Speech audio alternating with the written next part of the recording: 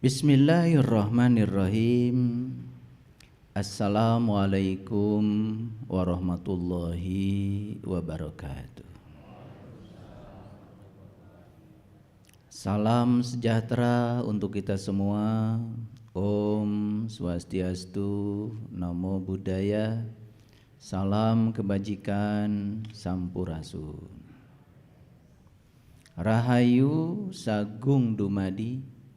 Semoga seluruh makhluk hidup di semesta ini, baik yang kelihatan maupun yang tidak kelihatan, di setiap ruang dan waktu, di semua tingkatan, senantiasa hidup berbahagia.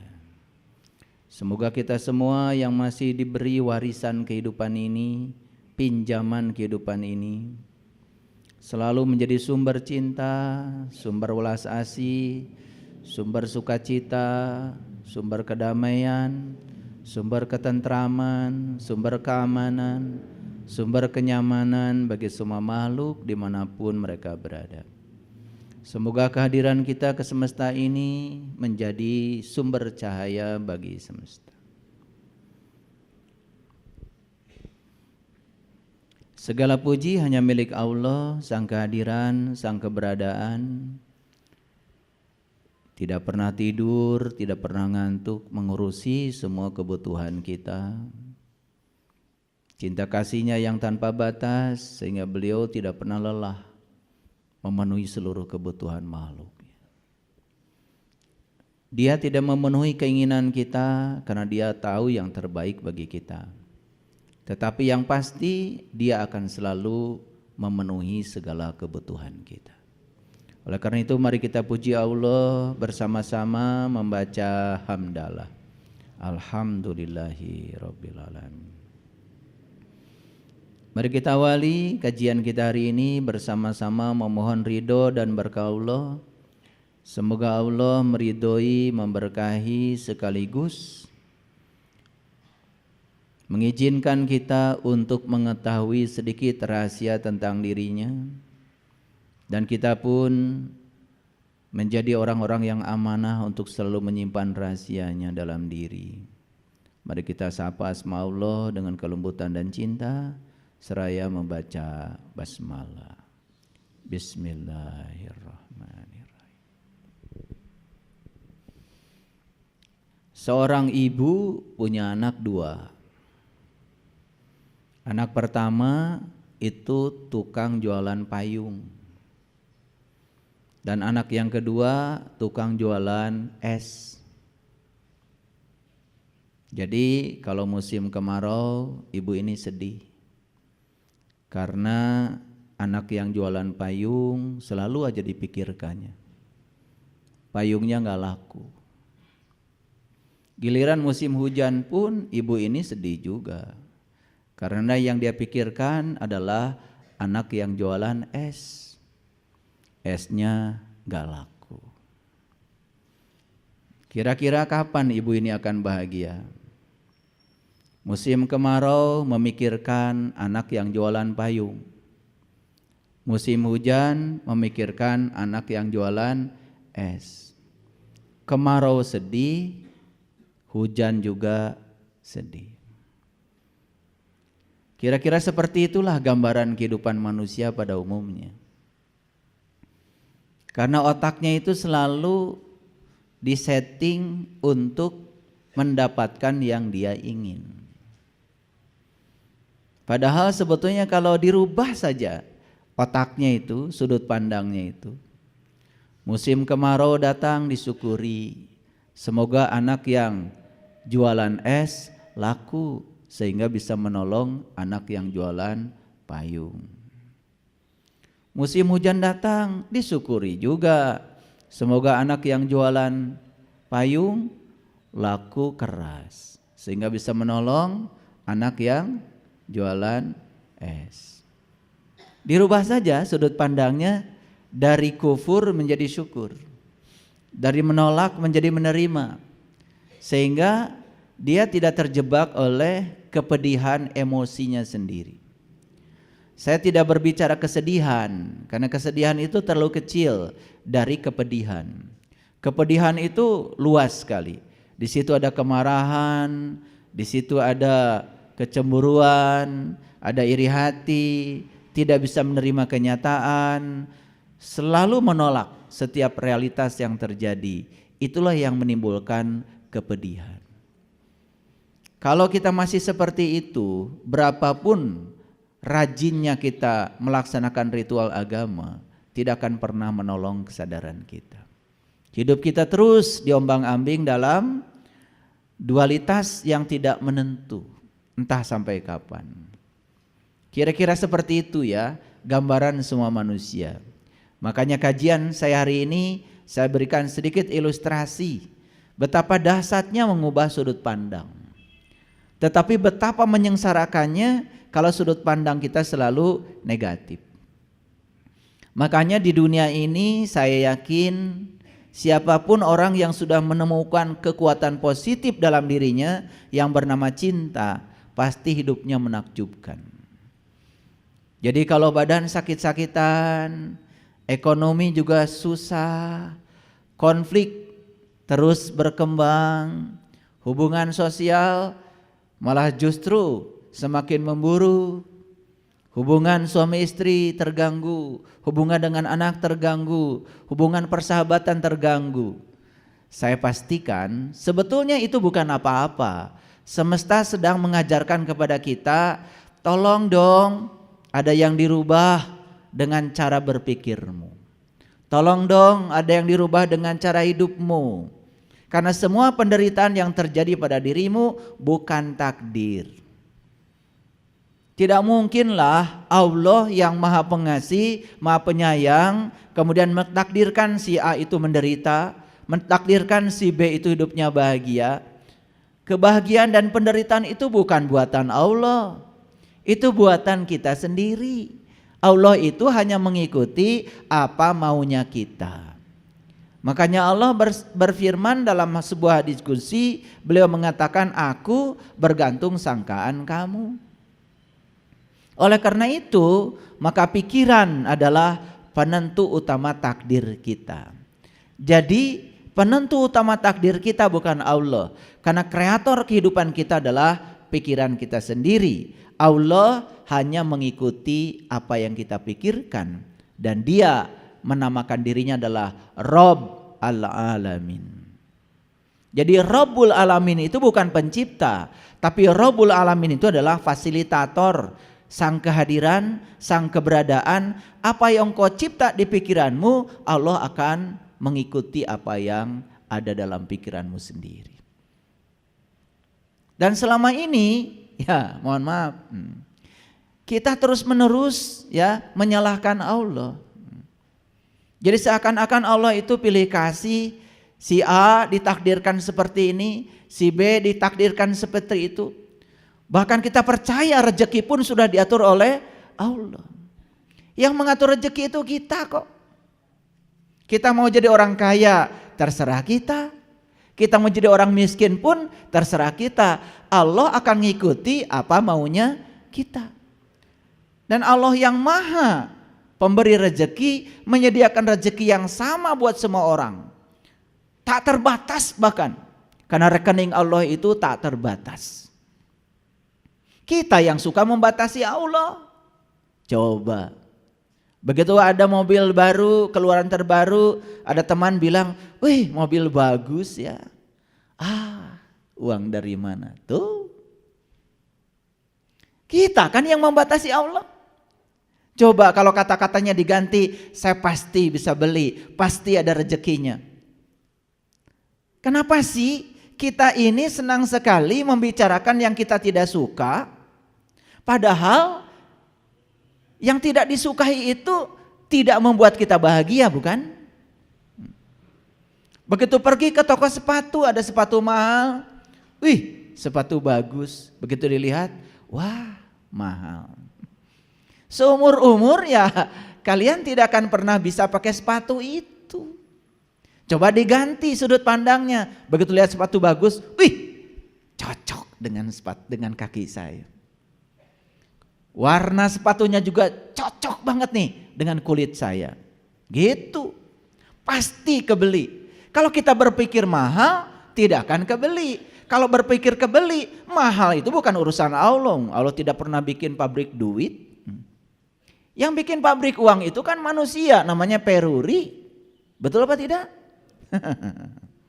Nah, yang ringan-ringan dulu seperti biasa. Kajian saya sudah langsung melesat ke atas. Karena hari ini saya akan ngasih ilmu yang luar biasa. Tetapi ilmu ini harus diamalkan ya. Harus dilakukan. Jadi jangan jadi kolektor ilmu. Tetapi ya kita harus menjadi pelaku dari pengamalan ilmu. Karena kalau kita terus-menerus menjadi kolektor ilmu, maka kita ini seperti bejana kosong yang menampung banyak ilmu. Buat apa?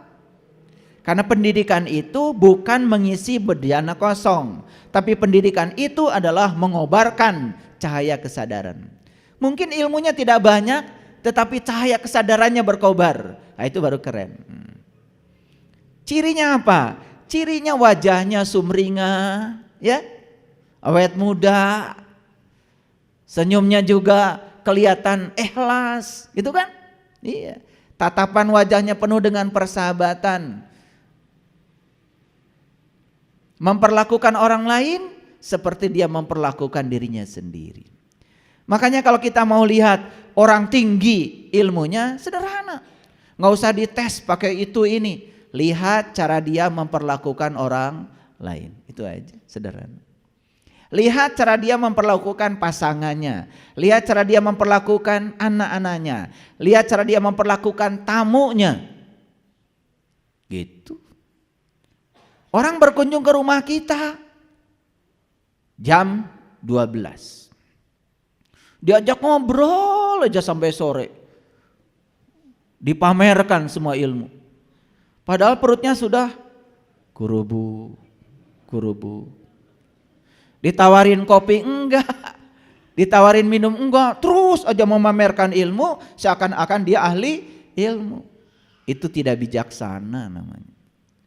Kalau jam 12 jadwalnya makan, ajak makan.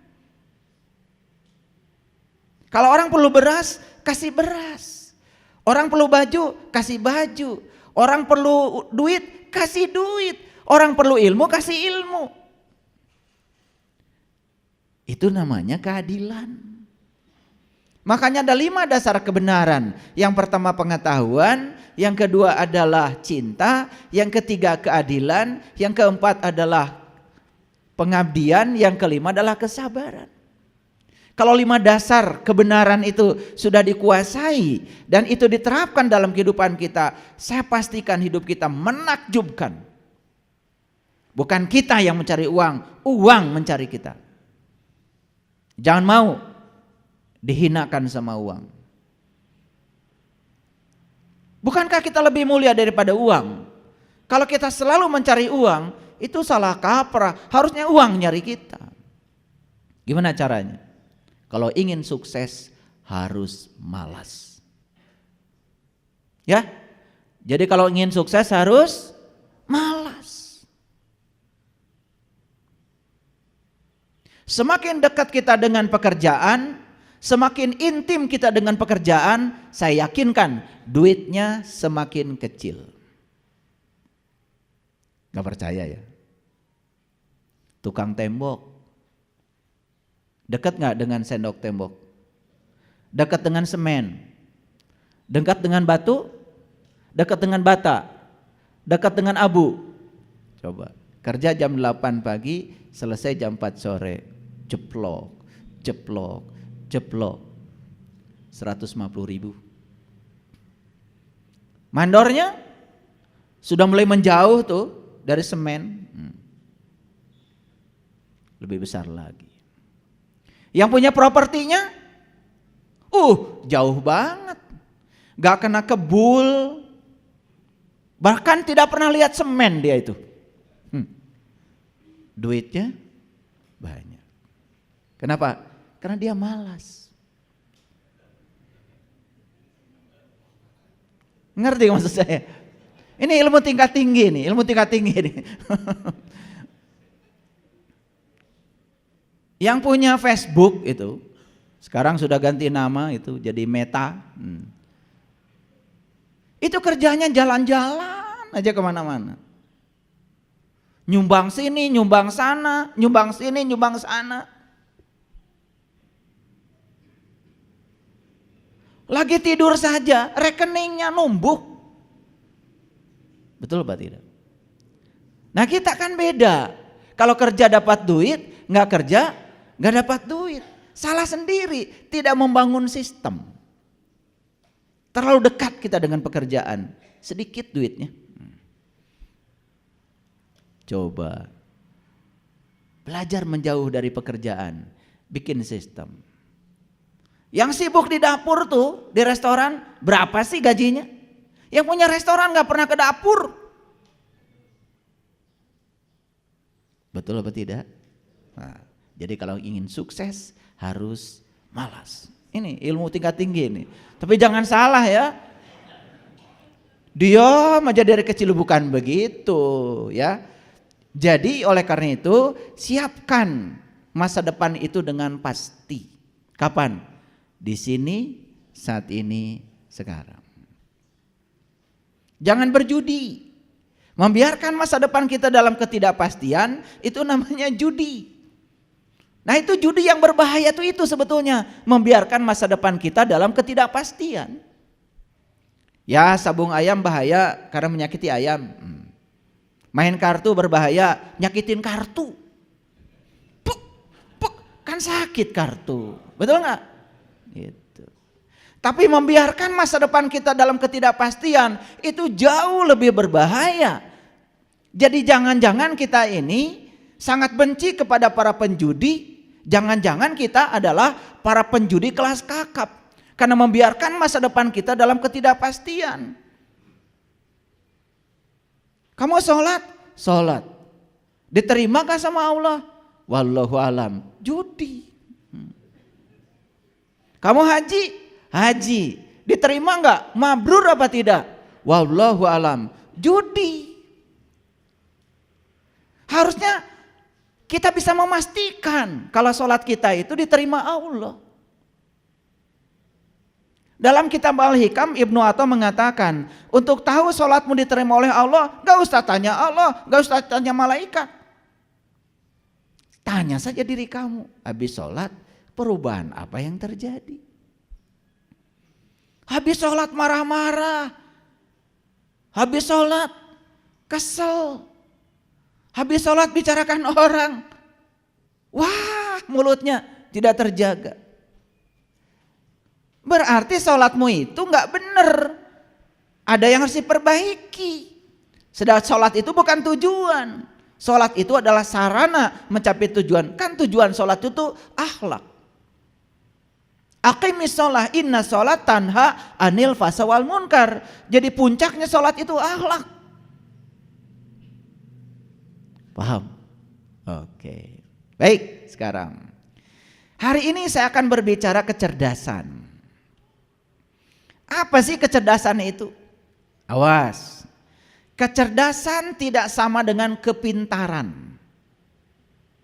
Kalau kepintaran itu ranahnya intelektualitas. Itu dalam bahasa akademik disebut aspek kognitif. Maka di situ banyak sekali tuh ahli-ahli psikologi yang sangat terkenal. Yang telah menganalisis bahwa intelektualitas manusia itu yang disebut dengan aspek kognitif itu ada 6 tingkatan. Tingkatan yang paling rendah disebut mengingat. Tingkatan yang lebih tinggi dari situ disebut memahami. Lebih tinggi dari situ namanya menerapkan. Lebih tinggi dari situ namanya menganalisis. Lebih tinggi dari situ namanya mengevaluasi. Nah yang paling tinggi keterampilan berpikir namanya adalah mensintesa, mencipta. Nah itu dibangun di dunia akademik. Itu pun kalau benar gurunya ngajarnya. Kalau guru itu mendikte, guru itu suruh mencatat, membaca dan menulis, tidak mengembangkan keterampilan berpikir, ya tentu saja yang ada sekolah cuman mengingat. Makanya orang tua kan kalau nyuruh sama anak pakai bahasa Sunda, ujang nyai gerang ngapalkeun. Tuh kan. Dianggap ngapalkeun itu belajar. Menghafal itu bukan belajar itu. Menghafal itu tidak termasuk, belum masuk belajar itu. Belajar itu berpikir. Hasil proses belajar, keterampilan berpikir seseorang itu meningkat. Itu yang disebut dengan solve problem. Nah itu aspek intelektualitas, aspek akademis. Sehingga jangan heran kalau ada orang sekolahnya tinggi tetapi mohon maaf masih melakukan tindakan-tindakan yang melawan hukum dan norma. Masih korupsi, masih merugikan negara, masih merugikan masyarakat dengan jabatannya. Padahal sekolahnya tinggi. Karena memang sekolah tinggi yang diasah adalah intelektualitas. Nah saya sekarang tidak berbicara dimensi itu. Saya bicara dimensi lain, namanya kesadaran. Nah kesadaran itu adalah ibunya kecerdasan. Nah kecerdasan itu dalam bahasa asing sering disebut dengan intelijensia. Nah intelijensia berhubungan dengan kesadaran. Nah oleh karena itu maka kecerdasan itu adalah kemampuan seseorang dalam beradaptasi terhadap perubahan. Apa kecerdasan? Kemampuan seseorang dalam beradaptasi terhadap perubahan. Nah sekarang selesai kajian ini kita bisa ngukur kira-kira saya ini cerdas apa tidak. Bisa diukur tuh. Nah bukan sekedar itu, berapa tingkat kecerdasan saya. Itu bisa dilihat dari kemampuan kita beradaptasi terhadap perubahan. Apa sih yang abadi di semesta ini? Oke. Siang itu tidak abadi, malam juga tidak abadi, tapi siang dan malam abadi. Jadi yang abadi di semesta ini ternyata perubahan. Dan perubahan itu ya oleh orang-orang yang sudah mencapai kesadaran tinggi sudah diklasifikasikan termasuk pada aspek hukum alam. Jadi kecerdasan itu sudah menjadi hukum alam sekarang. Perubahan itu sudah menjadi hukum alam. Nah kalau perubahan itu hukum alam, kemudian kita melawan hukum alam, ya siap-siap saja kita akan jadi orang yang idiot alias bodoh. Jadi ciri kecerdasan itu adalah ditandai dengan kemampuan seseorang dalam beradaptasi terhadap perubahan. Paham sampai sini? Oke. Awas ya, selesai kajian ini langsung evaluasi. Kira-kira saya cerdas apa tidak? Awas, saya tidak bicara pintar. Kalau soal kepintaran, ya nggak usah dibahas lah. Hafalan kalian banyak. Betul nggak?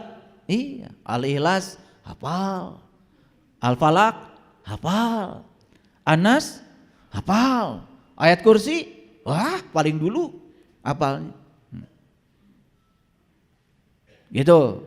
Karena ayat-ayat itu ayat-ayat penting ya untuk ngariksa diri dari jin dan kuntilanak kan begitu.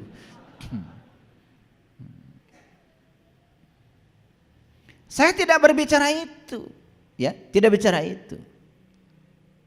Saya berbicara kecerdasan. Karena hafalan-hafalan kita itu nggak penting. Apalagi ketika kita tidak mengerti dan bisa menerapkan apa yang kita hafal. Yang akan menolong kehidupan kita bukan hafalan, tapi kompetensi. Makanya masih ingat ya, pernah rame kan kurikulum kita diganti. Dari kurikulum lama jadi kurikulum berbasis kompetensi. Karena sebetulnya yang akan menolong kehidupan kita itu adalah kompetensi. Kita punya keterampilan apa dalam hidup, itu yang paling penting. Oke, baik kita lanjutkan. Sekarang saya masuk dulu sebuah rahasia.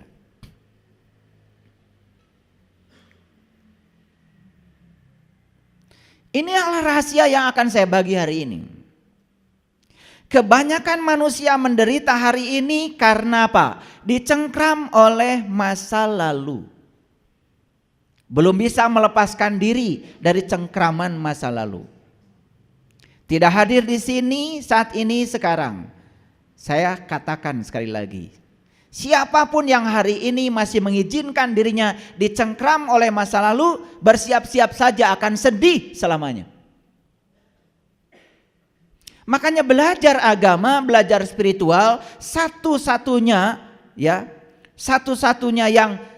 salah satunya yang dibangun kompetensinya adalah melonggarkan cengkraman masa lalu. Makanya intisari semua agama sama. Apa itu? Berserah diri. Makanya di Islam kita mengenal ada ayat inna din indallahil Islam. Sesungguhnya intisari agama menurut Allah adalah pasrah. Pasrah bahasa lainnya adalah berserah diri. Nah, saya sudah jelaskan ya di kajian sebelumnya. Mungkin sudah hatam ya.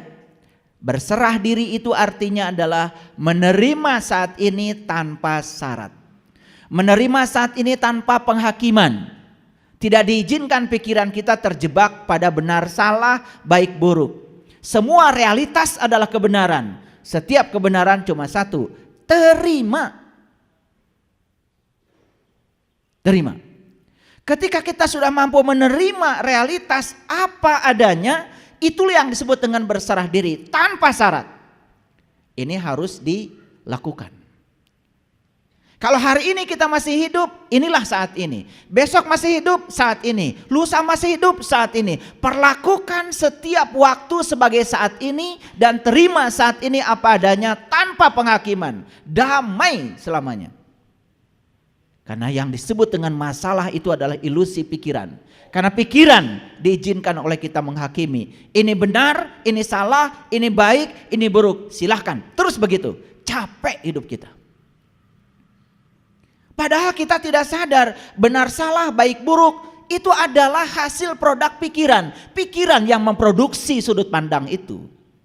Coba hentikan pikiran, istirahatkan pikiran dari penghakiman. Terima semua hal apa adanya, tidak ada masalah. Gak ada masalah. Oleh karena itu longgarkan cengkraman masa lalu. Longgarkan cengkraman masa lalu. Begitu masa lalu dilonggarkan cengkramannya luar biasa. Sebentar saya berikan ilmunya. Ini poin-poin penting, rahasia akan kita buka hari ini. Yang kedua, biarkan semua hal pergi. Biarkan semua hal pergi. Jangan ada yang ditahan. Karena perubahan itu hukum alam. Hari ini kita punya mobil, besok gak punya mobil, biarkan semuanya pergi. Kita akan terjebak dalam hidup ini dua, namanya siklus. Siklus itu cuma dua, keberhasilan, kegagalan, keberhasilan, kegagalan. Dan sebetulnya yang melahirkan kegagalan itu keberhasilan. Tidak ada kegagalan loh kalau tidak ada keberhasilan. Dan yang menghasilkan kegagalan itu keberhasilan. Yang menghasilkan keberhasilan, kegagalan. Percaya sama saya apa tidak? Yang melahirkan kebaikan itu bisa jadi keburukan. Yang melahirkan kesadaran itu bisa jadi ketidaksadaran kita. Ayo. Yang melahirkan cahaya itu bisa jadi kegelapan. Betul? Nabi Muhammad itu keren sekali. Dalam sebuah hadis bilang begini. Kalau hari ini kamu serba ada, bersiap-siaplah. Waspadalah. Di depanmu ada saat di mana kamu tidak ada. Kalau kamu sedang tidak ada, bergembiralah kata Nabi. Karena di depanmu ada siklus di mana kamu akan ada. Tidak ada yang siang yang abadi, tidak ada malam yang abadi adanya. Siang, malam. Tetapi yang abadi adalah perubahannya, siang dan malam. Ini adalah pola hukum alam yang tidak dipahami oleh kita semua. Karena kita selama ini mengidentifikasi diri kita sebagai pikiran. Paham? Oke. Biarkan semuanya pergi. Yang enak akan berlalu, yang tidak enak juga akan berlalu. Betul? Orang yang baik akan berlalu, orang yang buruk akan berlalu. Apa yang tidak berlalu?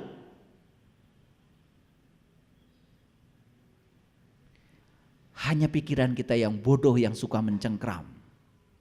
Karena pikiran ingin ini tidak mau itu, capek jadinya. Padahal semua itu akan berlalu. Biarkan semuanya berlalu. Hari ini bulan madu, besok bertengkar. Biarkan semua berlalu. Bulan madu akan berlalu, pertengkaran juga akan berlalu. Lewati semuanya. Karena hidup adalah latihan untuk bisa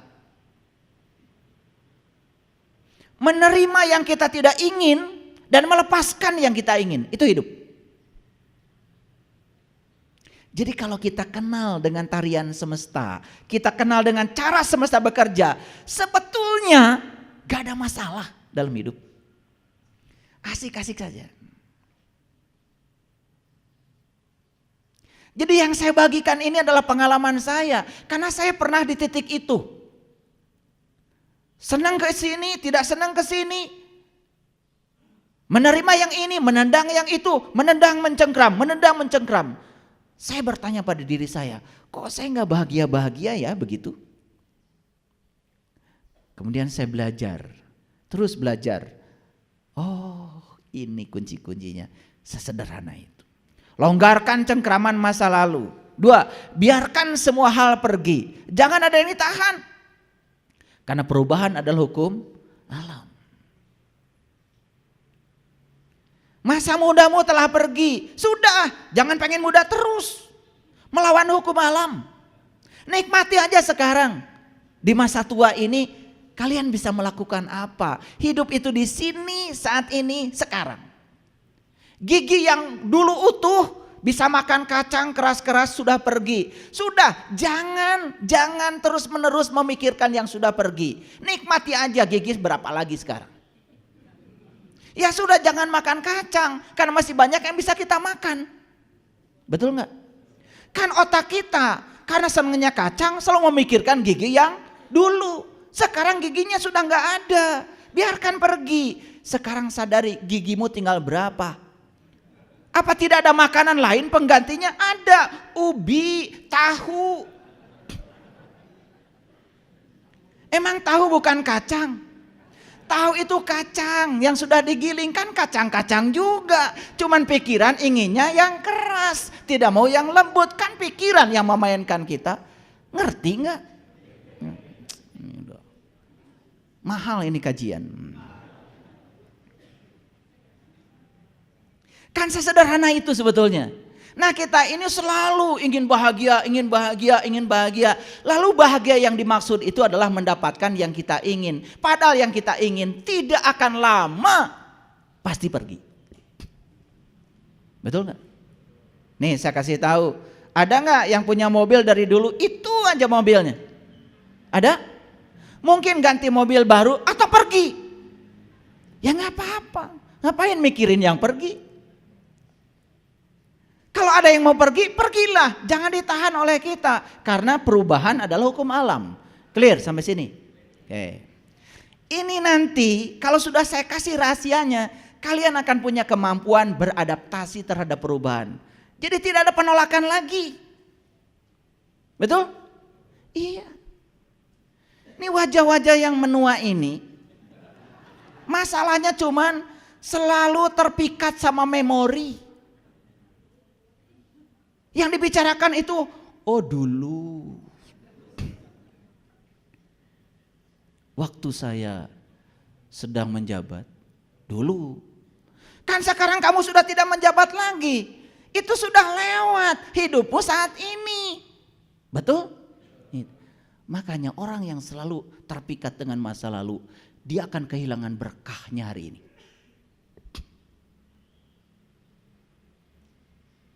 3 rahasianya, pahami sifat pikiran. Pahami sifat pikiran. Apa yang paling utama dari pikiran? Pikiran itu senang ketika dia mendapatkan yang dia ingin. Dan setelah dia mendapatkan yang dia ingin, dia melekat pada yang dia ingin. Dan yang luar biasa, dia akan mengidentifikasi dirinya dengan yang dia ingin. Padahal yang dia ingin tidak akan selamanya ada bersama dia. Pada saat yang dia ingin pergi, akibatnya pikiran akan marah, menolak. Betul? Iya. Makanya penyakitnya sederhana. Migrain. Saya kasih tahu ya, kalau kalian migrain itu nggak usah minum obat sakit kepala. Telusuri dari mana nih migrain itu. Migrain itu jelas ada kemelekatan pikiran karena dia mengidentifikasi diri dengan yang dia ingin. Paling yang dia ingin pasti akan berlalu. Itu saja. Sederhana kok. Sederhana kan? Lah kalau ngaji dengan saya sederhana. Tapi bisa dipraktekkan. Saya tidak menjanjikan apa-apa kok. Tetapi saya menjamin siapapun yang mempraktekkan ini akan mendapatkan hasilnya di sini saat ini sekarang. Gak tahulah namanya apa itu pahala atau pahalu, saya juga gak ngerti. Saya tidak pernah menjanjikan apa-apa. Tapi kalau dipraktekkan hasilnya kita nikmati di sini saat ini sekarang. Oke, terasa? Ngerti sekarang sifat pikiran? Pikiran itu sukanya yang dia ingin. Dan ketika dia mendapatkan yang dia ingin, dia akan melekat pada yang dia ingin. Dan setelah itu dia akan mengidentifikasi diri sebagai yang dia ingin. Contoh, dia mengidentifikasi sebagai orang kaya. Pasti tidak siap tidak kaya, bukan? Salah pikiran mengidentifikasi orang kaya. Padahal jadi orang kaya itu tidak abadi. Suatu saat akan ada siklus di mana dia tidak kaya lagi. Supaya dia merasakan sebetulnya tidak kaya itu hanya sedang merasakan betapa sesuatu itu terasa adanya kalau sudah tidak ada. Paham maksud saya? Kan kalian udah punya pengalaman. HP dekat dengan kalian. Begitu HP tertinggal, panik bukan? Kan terasanya adanya HP itu kalau sudah tidak ada. Apalagi hilang. Jadi sebetulnya ketika kita diambil bagian kita oleh Allah sementara waktu, Allah sedang mengajarkan betapa yang ada pada kamu itu sangat berarti dan terasa berartinya ketika tidak ada sementara. Kalau ada terus, kalian tidak akan bersyukur. Mungkin ada yang punya pengalaman kan? Alah dulu ketika jaya 100.000 itu, wah.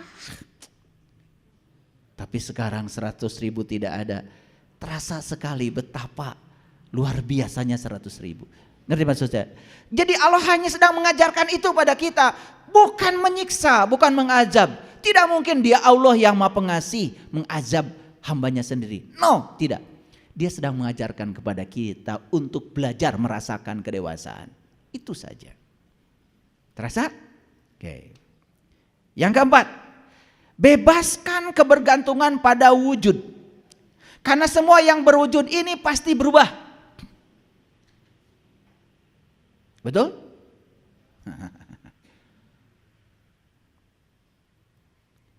Sebelah sini nih. Ingin istrinya muda terus. Kemudian diidentifikasi oleh pikiran bahwa istri saya tetap cantik, tetap muda. Faktanya berubah. Saat berubah pikiran gak nerima. Kan mulai mikir tuh. Cari yang diinginkan pikiran. Saya harus kasih contoh. Karena kalau dikasih contoh kalian tuh susah ngertinya. Ngerti maksud saya? Ya sama yang sebelah sini juga jangan tertawa dulu. Diidentifikasi suaminya gagah. Betul nggak? Jalannya tegap. Betul nggak? Iya. Gak perlu pakai obat kuat. Lah kemudian loyo, peot. Lah karena perubahan. Kamu tidak menerima perubahan itu. Belanja itu, belanja ini. Ya, pergi ke sini, pergi ke situ. Wah macam makin tertipu. Karena pikiran mengidentifikasi kalau suami saya gagah dan muda. Kan pikiran yang membuat kita menderita. Bukan fakta, bukan realita. Kita tidak ikut realita, tidak ikut perubahan. Jadi dikunci oleh pikiran kita sendiri. Betul apa tidak? Iya. Dulu ke pasar beli sayuran. Sekarang perginya nggak ke pasar. Cari toko obat kuat. Melawan hukum alam. Tuh kan ketawa. Betul? Ya, rumasa. Ngerti maksud saya? Bebaskan kebergantungan pada wujud. Lihat saya semuanya. Karena semua yang berwujud tidak pernah tidak berubah. Betul nggak? Oke. Clear? Jadi biarkan yang berwujud juga pergi. Biarkan yang berwujud itu mengalami proses evolusi. Jangan ditahan oleh pikiran.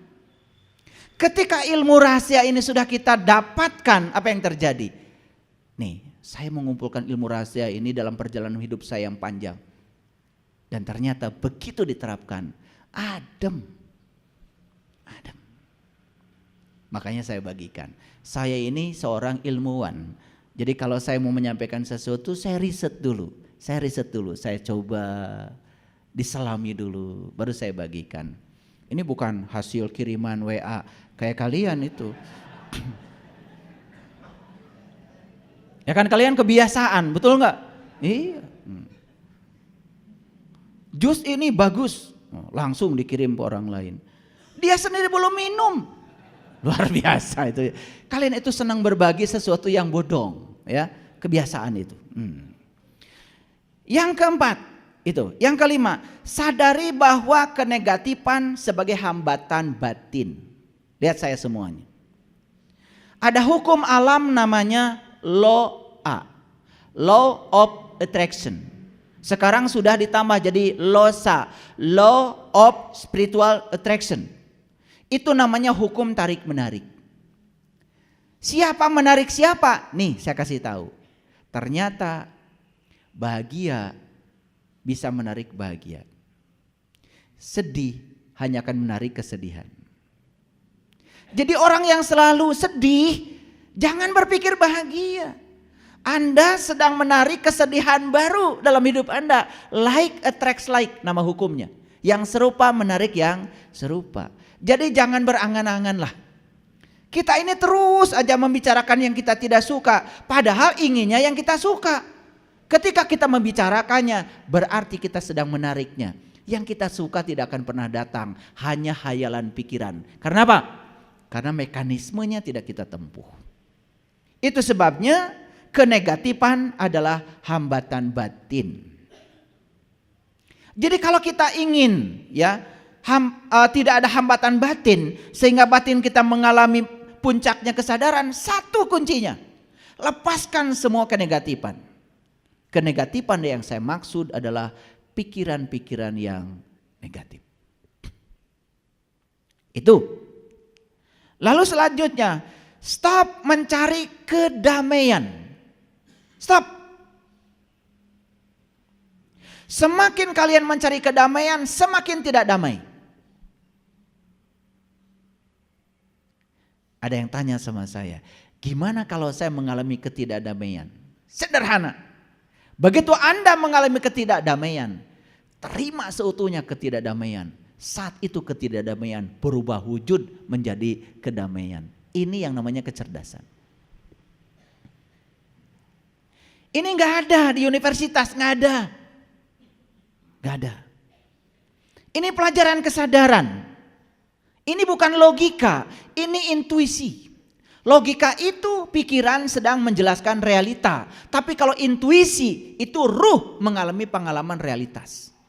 Ini pengalaman ruh, pengalaman jiwa. Paham? Stop mencari kedamaian. Gimana caranya? Berserah diri, berserah diri. Itu kuncinya. Berserah diri artinya adalah menerima saat ini tanpa syarat. Bebaskan pikiran dari benar salah, bebaskan pikiran dari penghakiman, terima tanpa syarat. Jangan pernah berkata kepada semesta, mengapa ini terjadi? Tapi katakan pada semesta, pesan apa di balik ini yang hendak engkau sampaikan padaku? Pesannya akan kita terima. Nih saya kasih tahu. Suami baik akan ditinggalkan. Suami tidak baik akan ditinggalkan. Mana yang tidak ditinggalkan? Meninggalkan yang tidak baik malah lebih gampang. Betul apa tidak? Jadi jangan terjebak baik tidak baik, terima semua realitas apa adanya, terima pesannya. Wah, kalau kita bisa menerima pesan itu luar biasa. Nanti akan saya buka rahasianya sebentar lagi. Saya akan jelaskan ayat-ayatnya. Kalau nggak pakai ayat kan kalian nggak percaya. Tapi ini rahasia dulu saya buka, rahasianya dulu saya buka. Jadi stop mencari kedamaian. Gimana caranya? Berserah diri. Terima saat ini apa adanya tanpa syarat. Langsung damai. Bahkan ketidakdamaian ketika diterima langsung berubah wujud menjadi kedamaian. Sesederhana itu.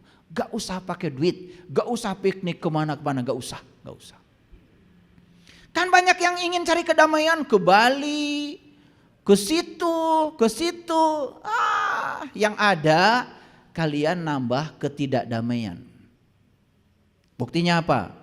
Coba mau ke Bali, mau naik pesawat besok malam nggak tidur, udah nggak damai. Betul nggak? Waduh, besok mau pergi, koper belum disiapkan, tuh nggak damai kan? Udah koper siap, mulai, anak-anak, cepet dong, cepet. Buru-buru pengen ke mobil. Damai? Enggak. Udah mulai marah-marah. Aduh, mandi lelet sekali sih. Duh, mau piknik macam apa kayak gitu. Di rumah juga sudah mau cari apa sebetulnya. Itu kebodohan. Udah masuk mobil, keluar dari garasi, cepet-cepet. Di jalan, dit. Aduh, kurang ajar nih mobil. Wah, ngalin. Marah-marah di jalan. Nyampe airport, ada kesalahan sedikit aja bagasi, marah lagi. Begitu sudah check in, pesawat Anda delay 10 jam. Wah, kiamat itu. Wah, langsung gedor-gedor meja. Saya suka lihat kalian tuh begitu. Ini model-modelnya kayak gini. Iya. Naik pesawat, pengen segera turun. Nyampe di tempat, pengen segera dijemput. Setelah dijemput pengen segera masuk hotel. Udah masuk hotel pengen segera ke pantai. Dari pantai pengen segera ke sungai. Dari sungai pengen segera ke restoran. Ini persis kayak ibu yang tadi punya 2 anak. Persis itu. Kayak ibu yang punya 2 anak tadi itu. Iya, hujan sedih, panas sedih. Gak pernah bahagia ibu ini. Stroke.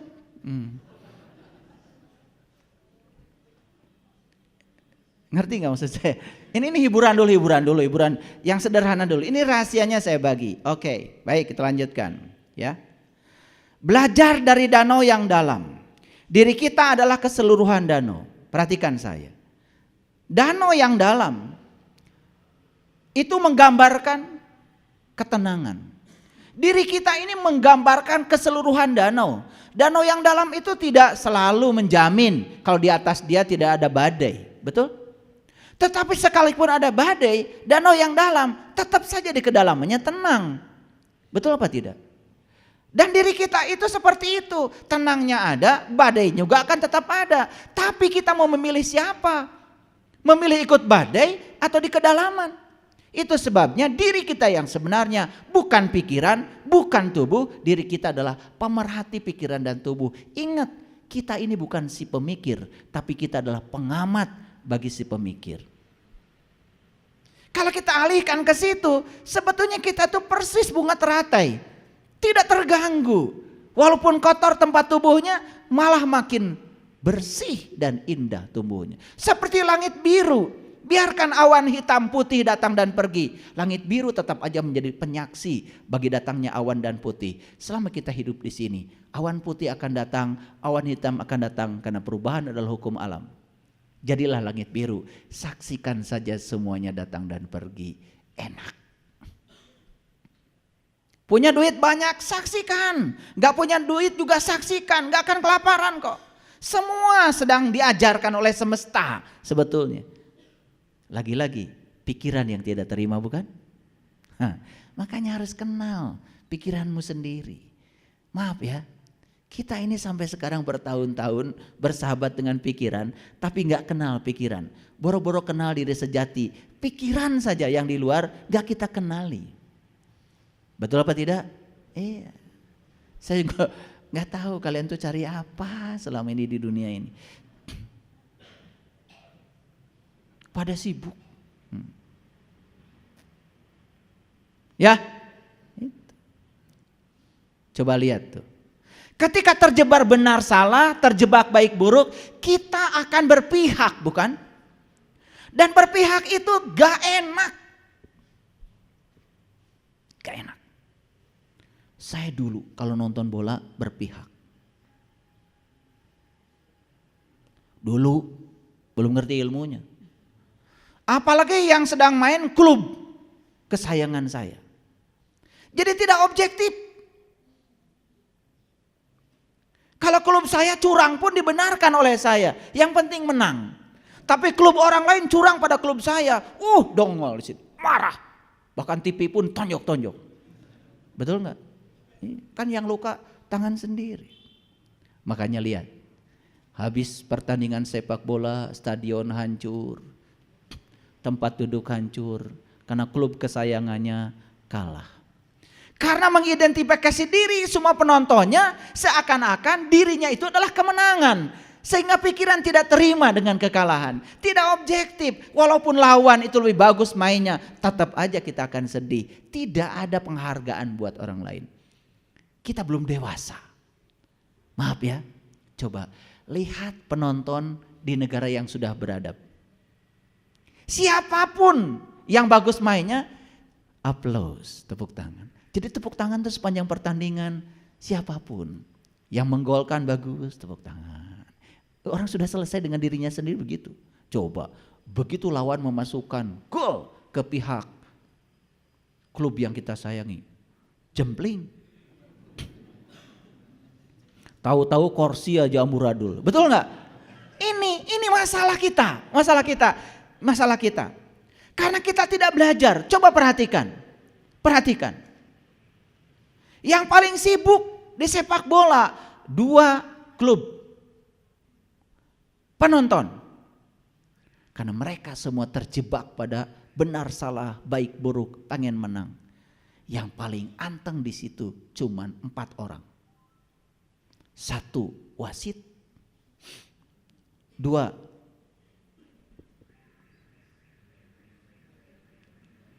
hakim garis kiri kanan, 3 inspektur pertandingan. Adem.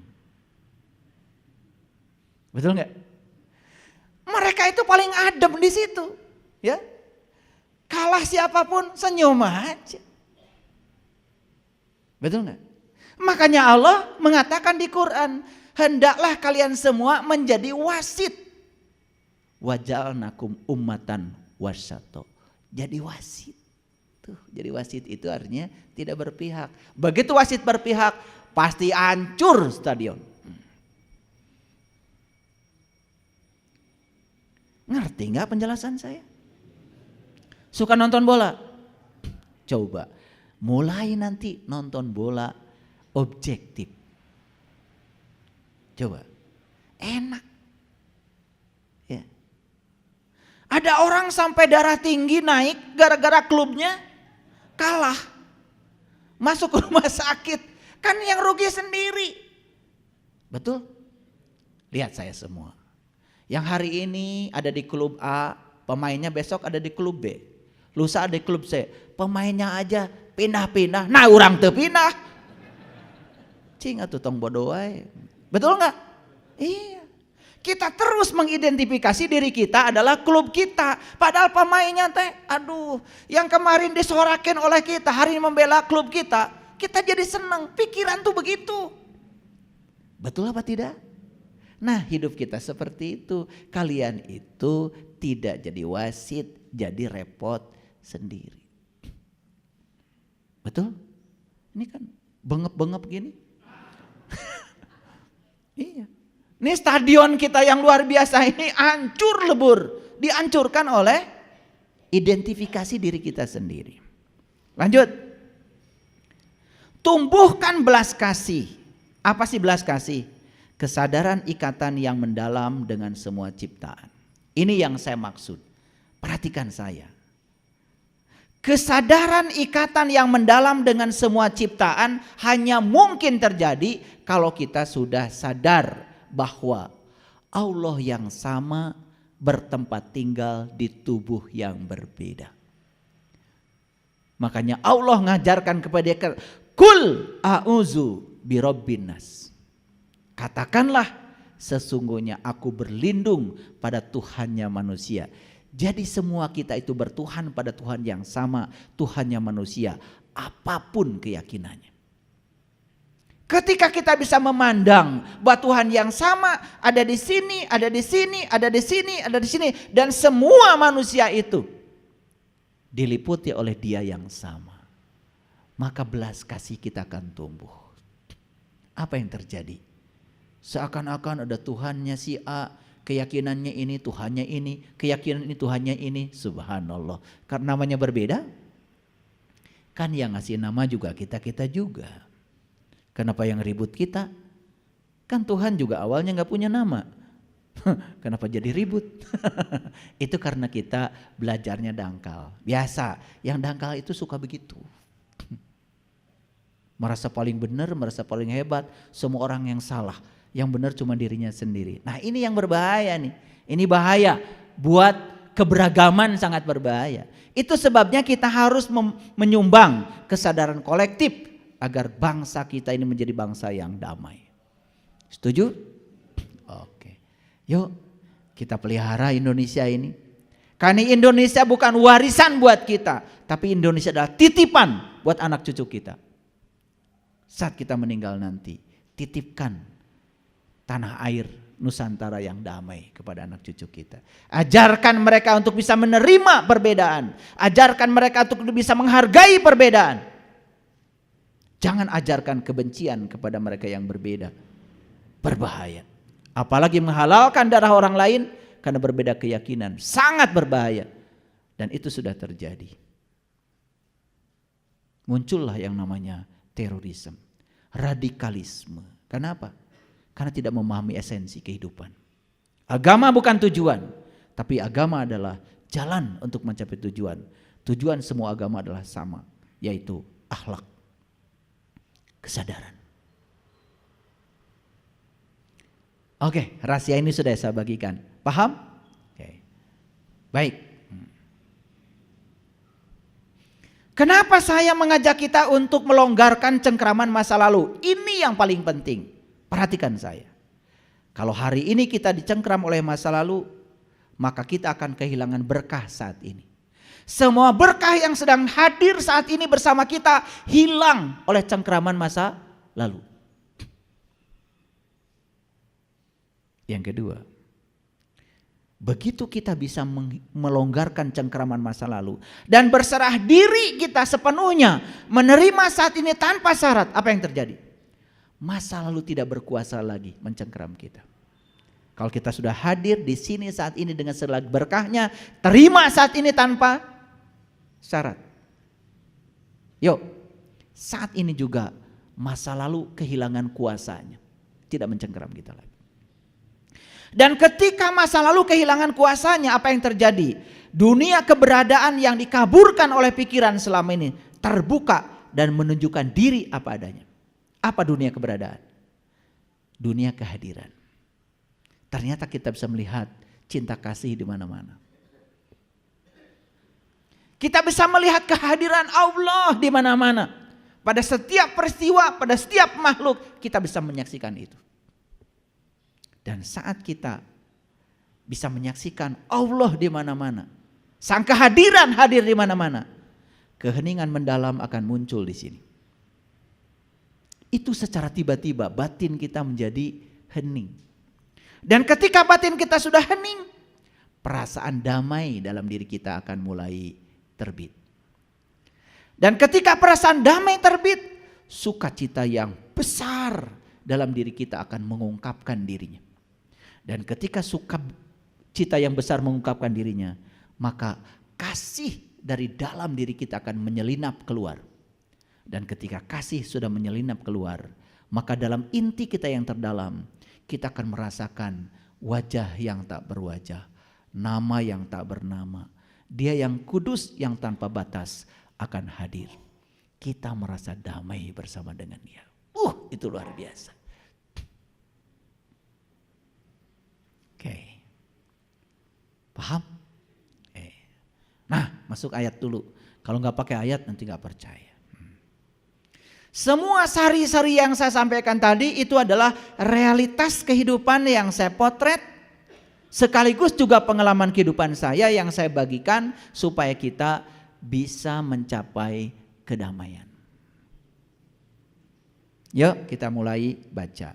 Surat Al-Balad ayat 1-7 dulu. Kita pahami. Betul-betul kita pahami. A'udzubillahi minasyaitonirrajim. Bismillahirrahmanirrahim.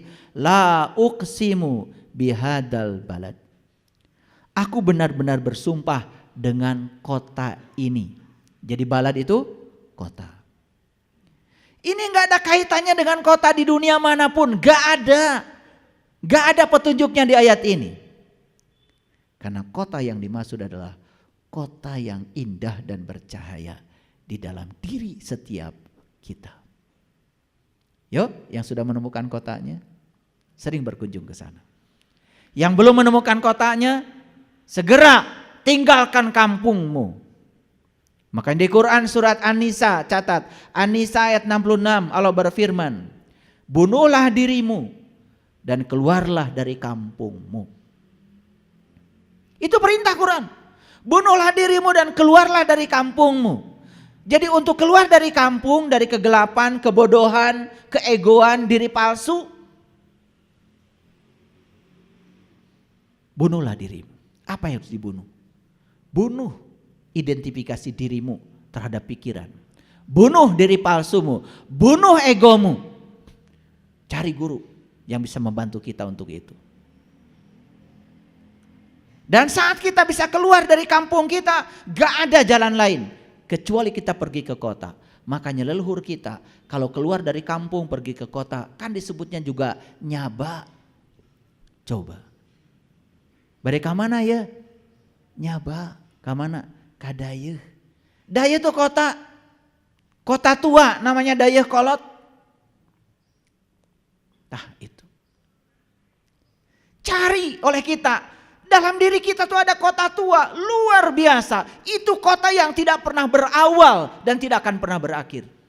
Itu kota abadi dan selamanya akan ada.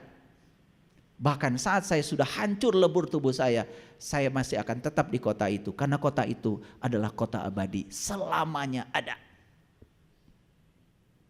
Tidak kena perubahan kota itu. Makanya di Quran surat At-Tin jelas. Watin wazaitun waturisinin, kan gitu. Demi tin itu apa? Tin itu adalah lokus pada diri kita, singgasana Allah pada diri kita. Sering disebut sebagai kolbu. Makanya buah tin warnanya merah, putih, betul? Banyak cahaya. Pernah lihat buah tin? Persis buah delima, warna-warni.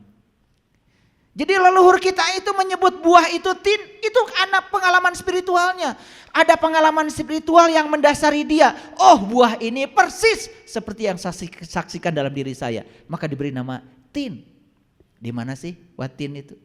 Watin wazaitun. Ternyata tin itu adanya dalam zaitun.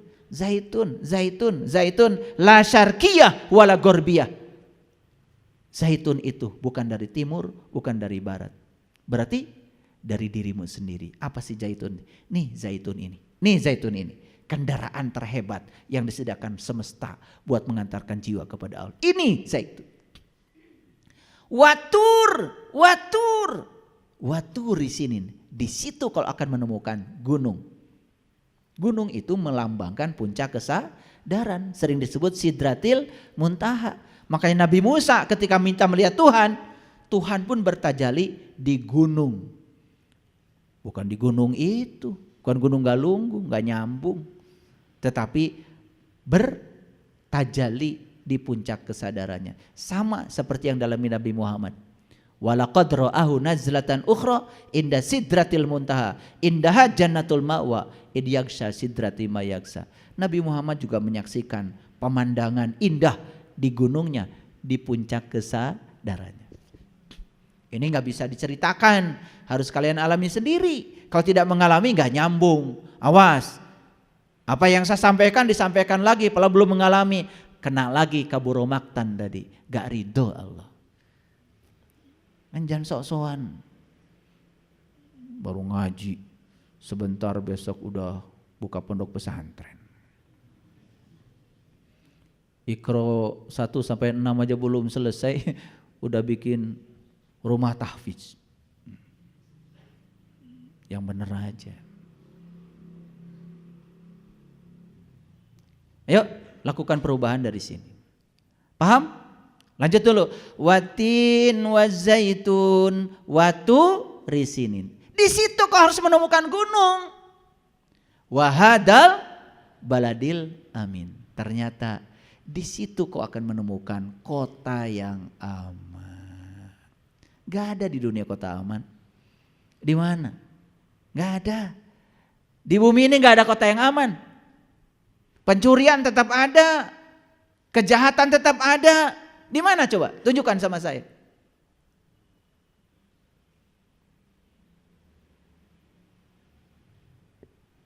Kota suci itu adanya di sini.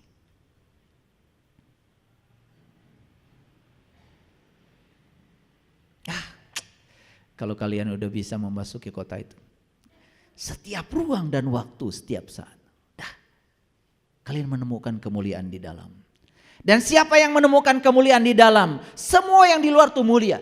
Siapa yang menemukan kesucian di dalam, semua yang di luar itu suci. Tidak ada benar salah, tidak ada baik buruk. Dia bisa menerima semua hal apa adanya. Keren gak? Keren.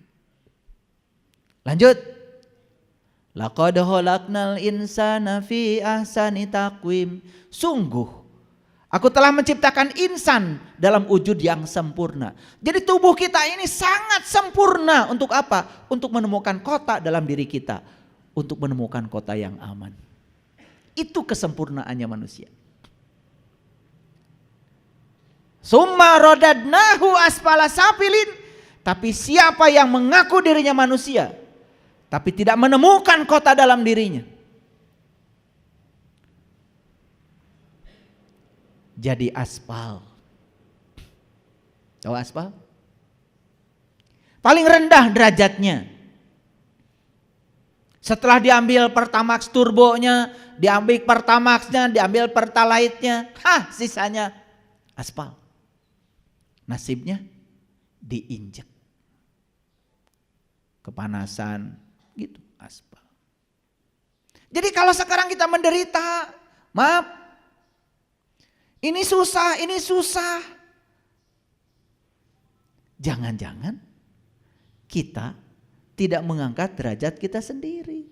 Kita telah memantaskan diri kita menjadi aspal. Makanya ada kekecualian. Ada kekecualian. Summa rodadnahu asfala safilin illal lazina amanu. Satu yang iman.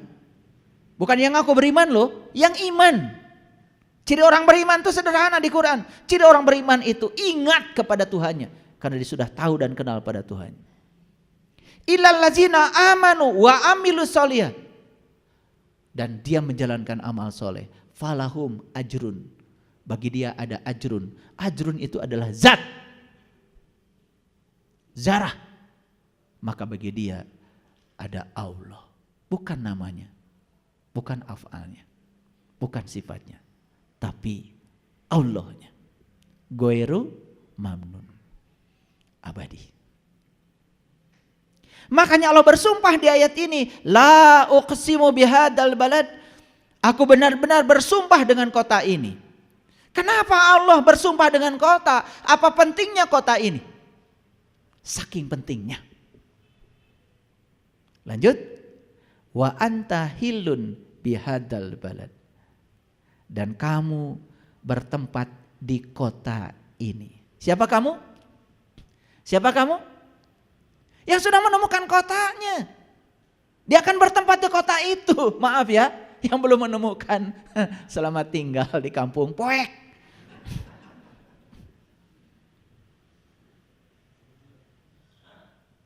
Makanya dalam gelap itulah kita menjadi salah persepsi. Dalam gelap menjadi salah interpretasi. Kayak ular. Begitu ular lihat gergaji, pikiran ular, wah dia akan membunuh saya. Maka dibelit gergaji itu oleh ular. Sampai akhirnya ular mati karena perilakunya sendiri. Nah, kita ini sering hancur, lebur karena perilaku kita sendiri. Disangkanya musuh kita adalah orang lain. Dan orang lain dianggap bahaya. Padahal tidak ada yang berbahaya di luar dirimu kecuali dirimu sendiri. Saya kasih tahu. Nih kalau sudah nunjukin itu saya pengen nyubit sama kalian. Kita selama ini menganggap bahaya dari luar. Di luar gak ada yang berbahaya. Kalau tidak diizinkan oleh kita, tidak ada yang berbahaya di luar. Sakit hati bukan buatan orang. Sakit hati buatan kamu sendiri. Karena kamu ingin orang lain seperti yang kamu mau. Begitu orang lain tidak melakukan yang kamu mau, padahal orang lain tidak bisa dikendalikan oleh kamu sakit hati. Siapa yang melilit gergaji itu? Kamu sendiri. Ular melilit gergaji. Jadi kita selalu menganggap yang berbahaya di luar diri kita. Maaf, yang menyebabkan kalian gagal sholat tahajud kan bukan orang lain. Yang berbisik pada kamu, kamu sendiri. Bisiknya lembut, tiris. Betul nggak? Lembut, tiris. Tambah, sudah tiris, tunduk. Lembut. Kalau yang saya ucapkan barusan itu kurang lembut. Karena kalau saya lembut membicarakannya kalian gak denger. Kasihan yang sedang ikut streaming gak denger. Lebih halus dari itu. Bahkan gak ada suaranya. Diturut?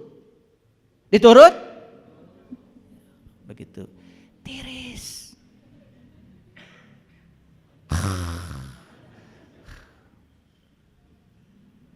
Siapa coba yang jahat pada kita? Ya dirimu sendiri.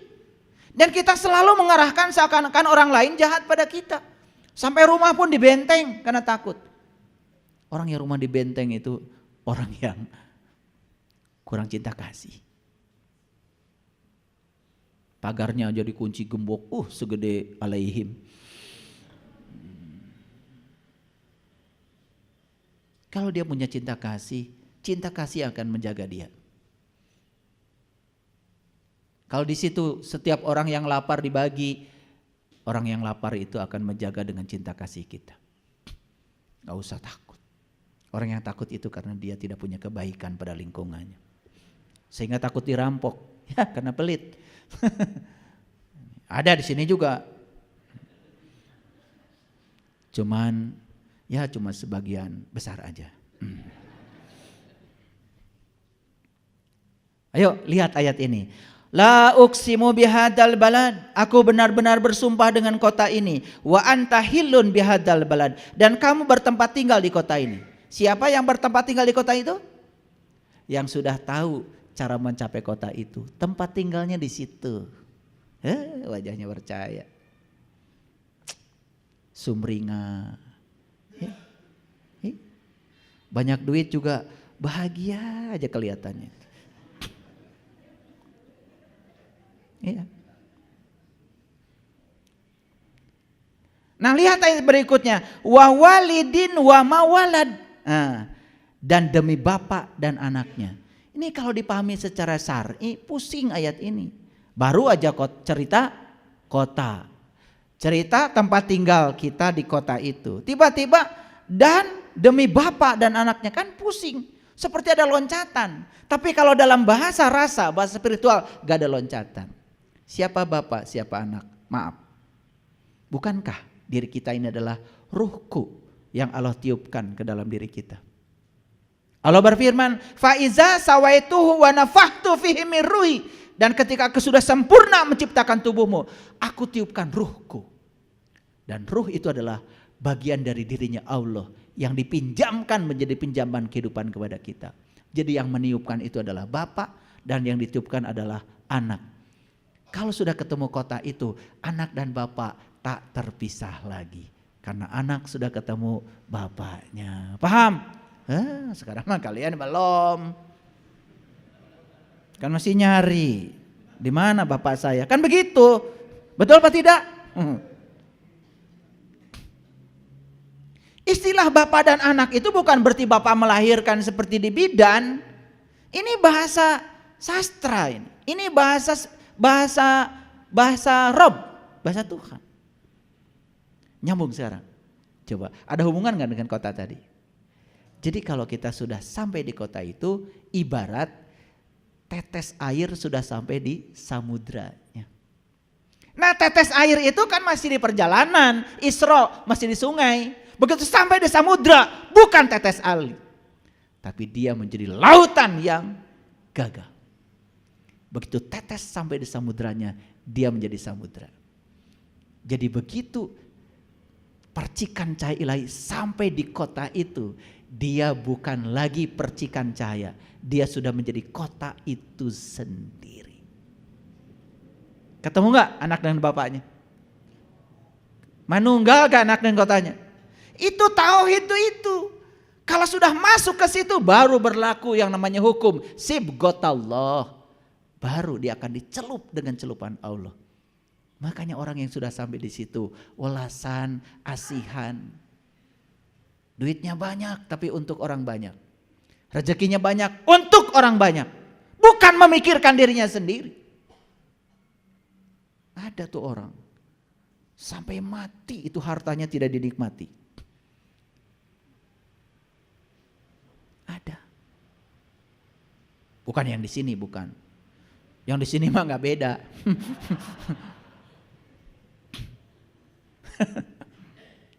Ngerti? Wa walidin wa mawalad. Perhatikan kata-kata saya, perhatikan. Ini intuisi yang sedang berjalan. Makanya maaf, saya bukan mau memamerkan diri saya. Setiap kali saya mau kajian, saya minta restu dulu.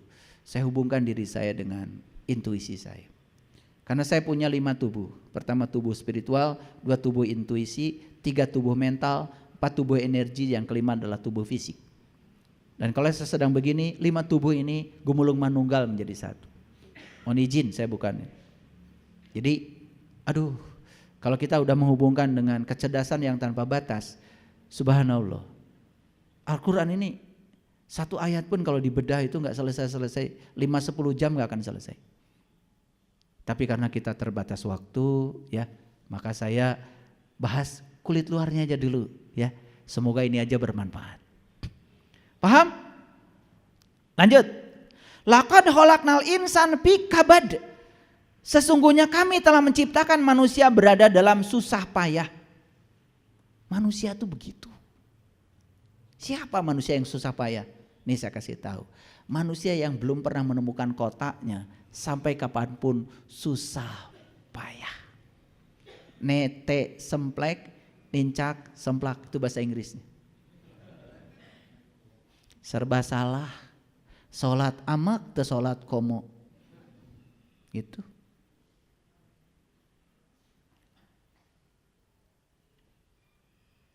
Paham? Jadi ayat ini cerita siapa? Siapapun yang belum menemukan kota dalam dirinya, belum menemukan pusat semesta dalam dirinya.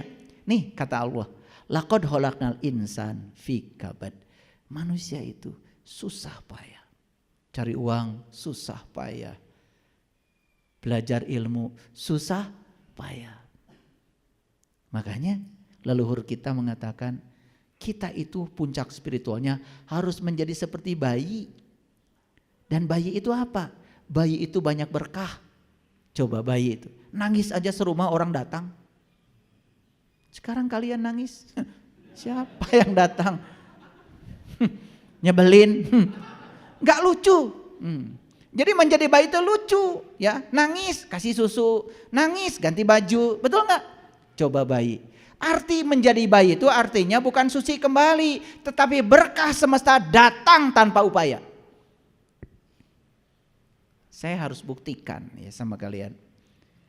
Kalau sudah di titik itu, percikan cahaya sudah menyatu dengan asalnya. Tidak ada yang tidak bisa kita lakukan kalau kita mau. Tetapi orang yang sudah sampai di situ justru bebas dari keinginan. Ya, bebas. Sudah gak pengen apa-apa. Hasbi Allah. Makanya ilmu ini tidak diberikan pada orang yang masih serakah. Ya, jadi kalau datang ke saya kemudian saya usir, kamu belum, masih serakah itu artinya. Jangan tanya saya, tanyanya diri kalian sendiri. Karena ilmu agung ini tidak akan diberikan pada orang yang serakah. Apalagi yang masih ngatur-ngatur Allah supaya ngikutin keinginan dia. Gak bisa. Ini ilmu buat mereka yang sudah selesai dari segala keinginan. Tapi justru ketika kita selesai dari segala keinginan, berserah diri kepada Allah, percaya kalau Allah akan ngasih yang terbaik. Di situ seperti bayi, semua berkah datang.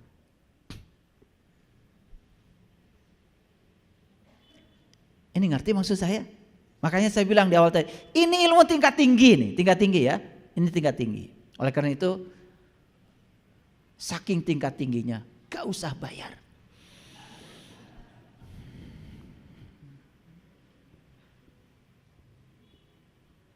Makanya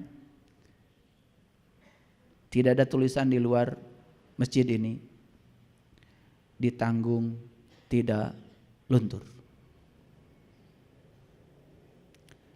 Apalagi luntur tidak ditanggung. Maaf ya, yang perlu iklan itu hanya ilmu-ilmu yang tidak percaya pada ilmu itu. Ilmu sejati gak perlu iklan. Ada yang dapat undangan dari saya? Emang gue pikirin, mau datang boleh, nggak juga nggak apa-apa. Ya, karena memecahkan telur dari luar jadi telur dadar, memecahkan telur dari dalam jadi kehidupan. Jadi kalau mau berubah, berubah dari dalam. Gerakan dari dalam itu jauh lebih keren daripada digerakkan dari luar. Paham? Oke, sampai mana? Susah payah. Nih, kenapa saya susah payah? Sederhana jawabannya. Taranya ke kota. Kurang gaul. Itu aja. Paham ya? Tidak pernah bepergian ke kota. Makanya berpergian ke kota namanya nyaba. Nyaba itu ada ayatnya loh. Ada suratnya namanya surat Saba. Surat Saba itu perjalanan ke kota. Lanjut. Ayah sabu alla ya yaqdiru alaihi ahada. Apakah manusia itu menyangka bahwa sekali-kali tiada yang menguasai dirinya? Perhatikan kata-kata saya. Ketika kita turun tangan, Allah angkat tangan. Tapi ketika kita angkat tangan, Allah turun tangan. Jadi kalau Allah ingin turun tangan, ya angkat tangan. Harus sadar dalam diri kita ada yang lebih berkuasa. Siapa dia yang menciptakan kita? Kita hidup di semesta ini bukan untuk tujuan kita. Kita ada di sini untuk tujuan Allah. Ngiringan baik Allah. Kalian mah kumaha atuh? Allah tadi paksa we supaya ngkulin kahayang maneh. Allah tuh diatur-atur terus, kan Allah bingung. Yang Tuhan siapa? Elu apa gue? Kata Allah. Ya Allah. Makanya di rumah kalian itu buku agama yang ada cuman kumpulan doa-doa mustajab aja. Gak ada yang lain. Biar Allah bisa diatur. Dan kalau sudah bisa diatur, wah bangga cerita di mana Allah sama saya. Nurut. Asa soleh ya kalau ngomong gitu, betul nggak? Subhanallah. Dan kalau yang diajak bicara sama-sama begitu frekuensinya, kumaha atuh carana? Tiap malam Jumat, naon? Mau orang we. Ayah sabu alla yaqdiru alaihi hada yaqulu ahlaktu malan lubada. Apakah manusia menyangka bahwa sekali-kali tidak ada yang berkuasa atas dirinya? Yuk, Kalau kita sadar, saya ciptaan Allah, saya ada di dunia untuk menyenangkan Allah, untuk tujuan Allah. Saya ada di dunia harus menjadi kepanjangan tangan Allah, menyampaikan cinta kasih Allah pada semua makhluk. Kalau kita begitu, kita kerja nggak cari uang lagi. Tapi saya bekerja karena saya diperankan oleh Allah untuk menyampaikan cinta kasih Allah kepada orang yang perlu pelayanan. Uang datang? Uang datang? Datang melampaui yang dipikirkan. Jadi baik lagi. Tapi setiap kita melakukan kebaikan dikaitkan dengan berapa yang kita dapat, percaya sama saya, kita hanya akan mendapat yang kita pikirkan. Like attracts like. Ini saya menggunakan bahasa akademik ya, tapi bahasa akademik tingkat TK sebetulnya ini. Tingkat TK. Tahu TK? Taman kawak-kawak. Ini kawak semua ya, udah kawakan.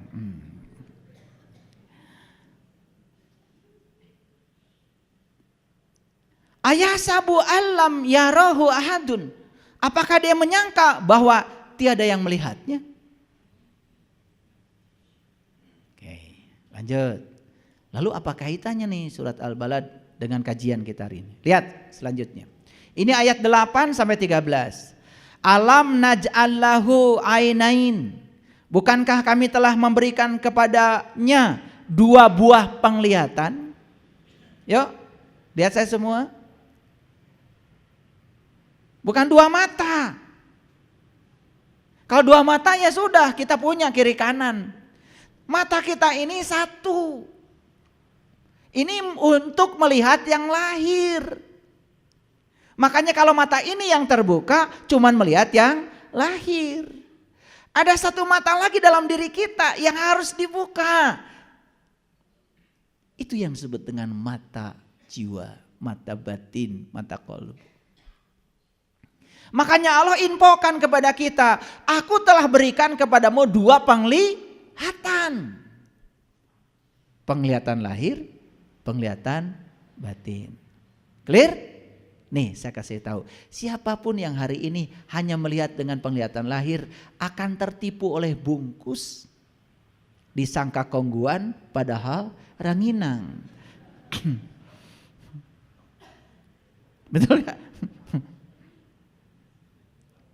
Makanya kita meributkan Dajjal. Dajjal si mata 1, Dajjal si mata 1. Ari maneh keheula. Jadi si mata 1 itu artinya dia melihat semesta ini cuma dengan mata lahir. Siapapun yang melihat dunia dengan mata lahir, nah eta Dajjal. Kahartos? Kahartos? Makanya kalau kita melihat dengan mata lahir kita jadi bohong. Karena kita tertipu oleh bungkusan. Makanya Dajjal itu disebut pembohong. Kita pusing selama ini belajar Dajjal. Akan lahir di mana, pusing. Padahal eta di bawah. Saimah deh. Paham ya? Nah begitu kita sembuh dari kebutaan mata batin, kita tidak tertipu lagi oleh bungkusan luar. Kita bebas dari penyakit kulit. Maka hari itu tidak ada lagi Dajjal. Karena Dajjal sudah mengalami hari kebangkitan kesadaran. Itu yang namanya kiamat. Maka disitulah perlu Imam Mahdi. Orang yang menunjukkan jalan. Jalan supaya mata yang tertutupnya jadi terbuka. Gitu. Kahartos? Masuk akal? Masuk akal? Cerita Imam Mahdi lain lagi. Cerita Dajjal lain lagi. Cerita kiamat lain lagi. Kiamat itu artinya bangkit. Siapa yang harus bangkit? Coba. Kalau ada orang sedang berdiri, pernah gak bilang, bangkit, bangkit gitu? Oh, bangkit manu labuh. Betul gak? Kudu berag. Ayo bangkit, bangkit. Tuh. Jadi bangkit mah keur nu labuh. Jadi kata bangkit itu cocok buat yang sedang terpuruk. Saya kalau sholat kok ingatan saya kemana-mana. Sok atuh bangkit. Kan sholatnya mengingat Allah. Saya kalau ngaji Quran itu saya tenang sekali. Kenapa? Udah nggak ngerti. Sok atuh bangkit. Kan kata Quran kalau disebutkan ayat-ayatnya bergetarlah. Iya makalah tenang. Sedangkan kata Quran sendiri orang beriman itu apabila dibacakan ayat-ayatnya itu bergetar, bertambah imannya. Iya mah dibacakan Quran. Tenang. Alam naj'al lahu ainain. Tenang. Padahal Allah bilang, aku telah memberikan 2 penglihatan loh kepadamu. Lamun ngarti mah apaan? Leuh. Ari urang ningalina hiji apa 2? Aduh, saya baru melihat hanya lahirnya saja, batinnya belum. Gening dajal teh. Gitu. Rawas. Da ngarti, betul enggak? Alhamdulillah kalian mah anteng. Malah dibagus-bagus. Alam naj'al lahu ainain. Allah. Wa lisanan wa syafatain. Allah. Wa hadainahu najdain. Allah.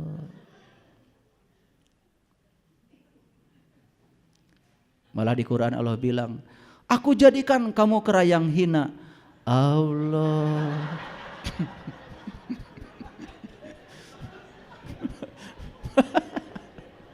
Ada itu ayatnya di surat Al-Baqarah ayat 65 ya.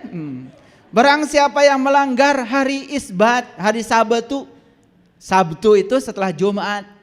Jadi Jumat itu bergabung, manunggal, ketemu kotanya tuh Jumatan namanya. Nah ketika dia sudah sampai di kota itu tapi dia melanggar janjinya, nah, dia melanggar hari Sabtu, hari Isbat. Isbat itu dia melanggar janjinya sendiri. Makanya aku jadikan kera yang hina. Itu Qur'annya begitu. Karena melengking suaranya. Allah.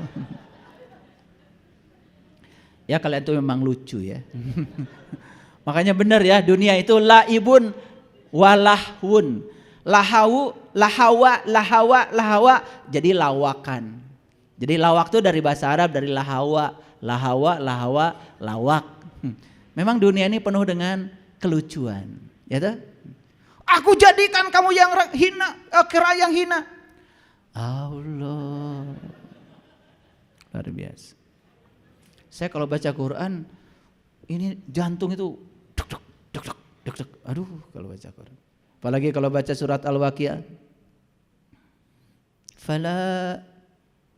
Falaula idza balagatil hulqum wa antum hina idzin tanzurun wa nahnu aqrabu ilai minkum walakin la tubsirun.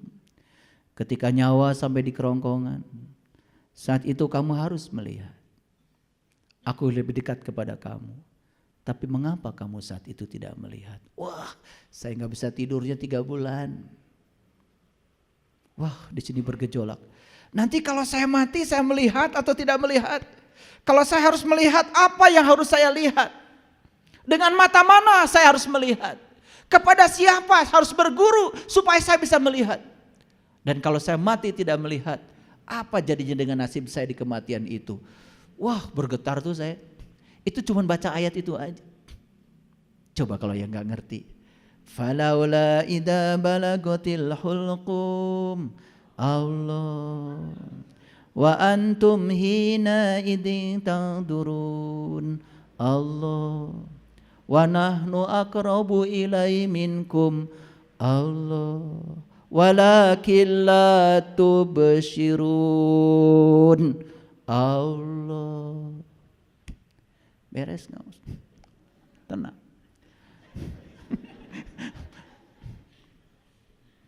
Luar biasa ya.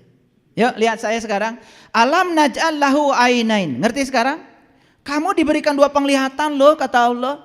Itu dijelaskan dalam Quran surat Al-Isra ayat 72.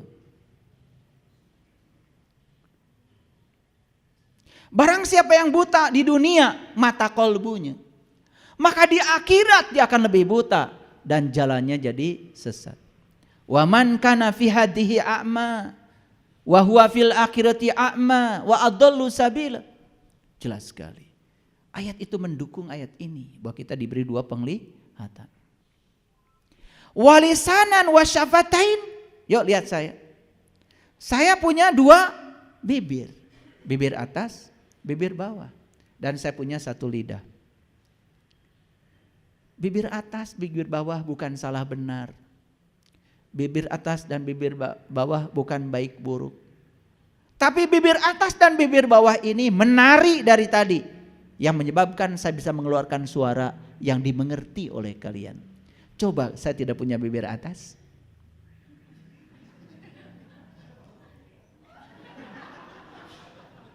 Gak ada suaranya.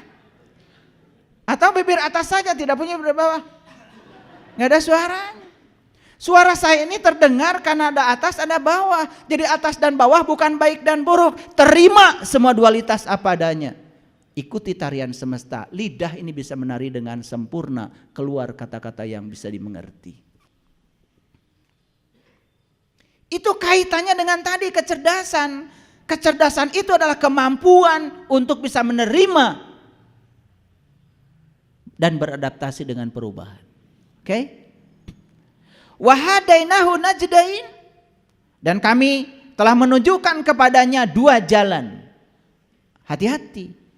Allah menunjukkan dua jalan, tapi Allah tidak nyuruh kita memilih salah satu jalan. Malah Allah menawarkan jalan yang berbeda. Allah mengatakan, "Fala aqtahamal aqabah." Tidakkah engkau menempuh jalan mendaki? Wa ma adraka mal aqabah. Tahukah apa jalan mendaki itu? Fakkur raqabah. Bebaskan kamu dari perbudakan. Ada dua jalan, tetapi tidak disuruh mengambil salah satu jalan. Malah disuruh mencoba jalan mendaki. Lihat saya semua, mendaki ke mana? Ke gunung, ke atas. Cocok dengan ayat tadi. Betul?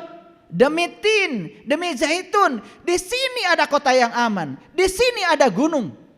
Jadi kita disuruh untuk menapaki level-level kesadaran. Sampai di puncaknya kesadaran, kita tidak lagi melihat benar salah, baik buruk.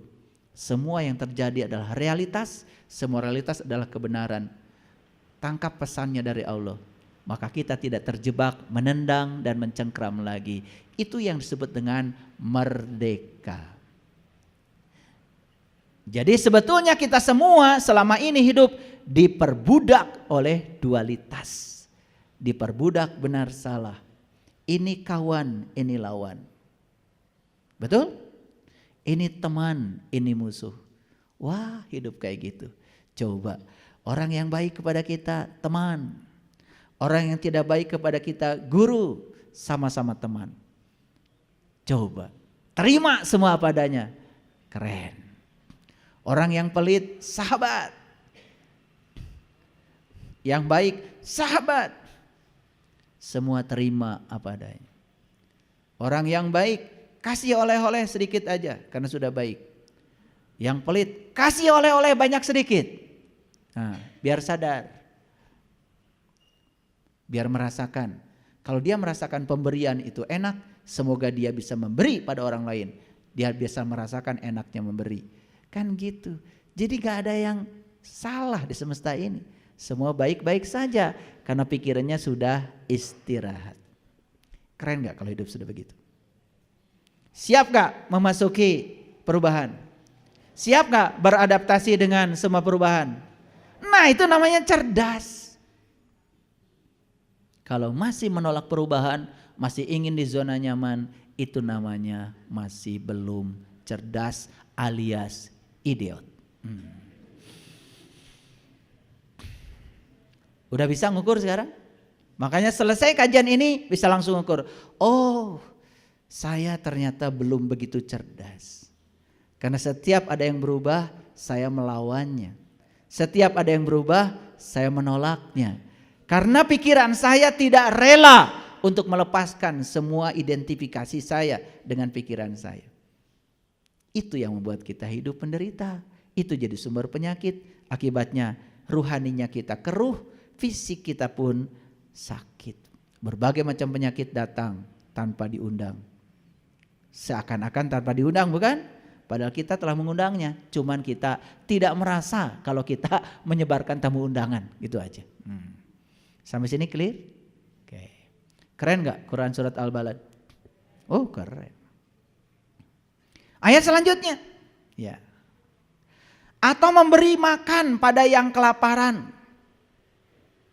Jadi setelah kita tadi naik, mendaki, membebaskan diri dari perbudakan, cukup? Belum, kata Allah. Berilah makan yang kelaparan. Berilah makan pada hari kelaparan. Siapa yang kelaparan? Siapa yang kelaparan hari ini? Siapa? Jangan ngarang. Ayat selanjutnya. Yatiman da makharobah. Yatim yang ada hubungan kerabat. Jadi yang lapar sekarang itu adalah yatim. Siapa yatim? Yatim itu yang tidak dilahirkan. Siapa yang tidak dilahirkan? Yang tidak dilahirkan adalah jiwa kita. Tubuh dilahirkan, ada ayah ibunya. Tapi jiwa tidak dilahirkan. Kata Quran, jiwa itu ditiupkan. Siapa yatim? Yang tak beribu, yang tak berbapa. Jadi yatim itu sebetulnya adalah jiwa kita. Nih jiwa kita hari ini kelaparan. Kenapa? Bertahun-tahun tidak dipedulikan. Karena kalian cuma ngasih makan tubuh saja. Tapi jiwa gak dikasih makan. Jiwa itu adalah nur, makanan jiwa adalah nur. Karena jiwa jarang pergi ke kota. Yuk nanti kalau sudah punya ilmunya, ajak jiwa ke kota. Banyak makanan di sana. Makanan jiwa, indah sekali. Makanya Nabi Ibrahim ketika melakukan pencarian, kan ketemu bintang, ketemu bulan, ketemu matahari, betul? Nabi Muhammad ketika melakukan pencarian ketemu An-Najm, bintang juga. Betul? Luar biasa. Itulah yang disebut dengan kota yang aman. Atau kepada orang miskin yang sangat fakir. Siapa orang miskin? Saking jiwa ini tidak pernah disantuni, akibatnya jiwa ini menjadi miskin, fakir, gak terurus. Maaf ya, maaf.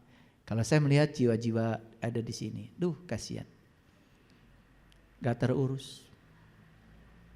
Kalian cuma makan ini aja, ya, mulut fisik ini yang dikasih makan, tapi mulut jiwa sampai sekarang boro-boro ngasih makan, mulutnya aja sampai sekarang gak tahu sebelah mana. Betul apa tidak? Kadang-kadang suka GR ya. Kalau dengar pengajian, lagi apa ibu? Ini lagi santapan ruhani. Aduh. Pengajian kayak gini, ini santapan pikiran. Santapan ruhani bukan begini. Kan yang sedang saya ajak bicara pikiran. Kalau santapan jiwa tuh jiwa makan. Kapan itu?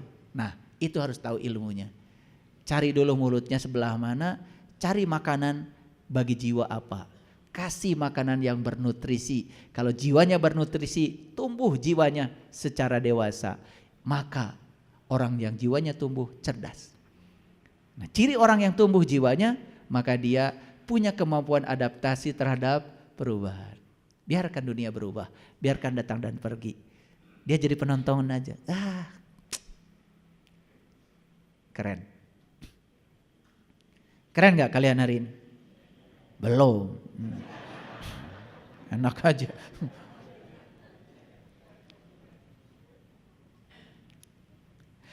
Dan dia termasuk orang-orang yang beriman dan saling berpesan untuk bersabar dan saling berpesan untuk berkasih sayang. Ayo lihat saya semua. Ketika kita sudah membebaskan diri dari perbudakan dualitas, karena kita sudah menemukan kota kita, sudah menemukan jati diri kita, anak sudah ketemu bapaknya, apa yang terjadi? Di sini Allah mengatakan, dan dia termasuk orang-orang yang beriman. Makanya orang yang beriman pesannya cuma dua. Satu, saling berpesan untuk bersabar, 2 saling berpesan untuk berkasih sayang. Tahu sabar? Udah saya jelaskan. Sabar tahu? Apa sabar? Menerima realitas tanpa syarat. Sabar. Karena realitas itu kebenaran. Itu diambil dari Quran surat Al-Ashr.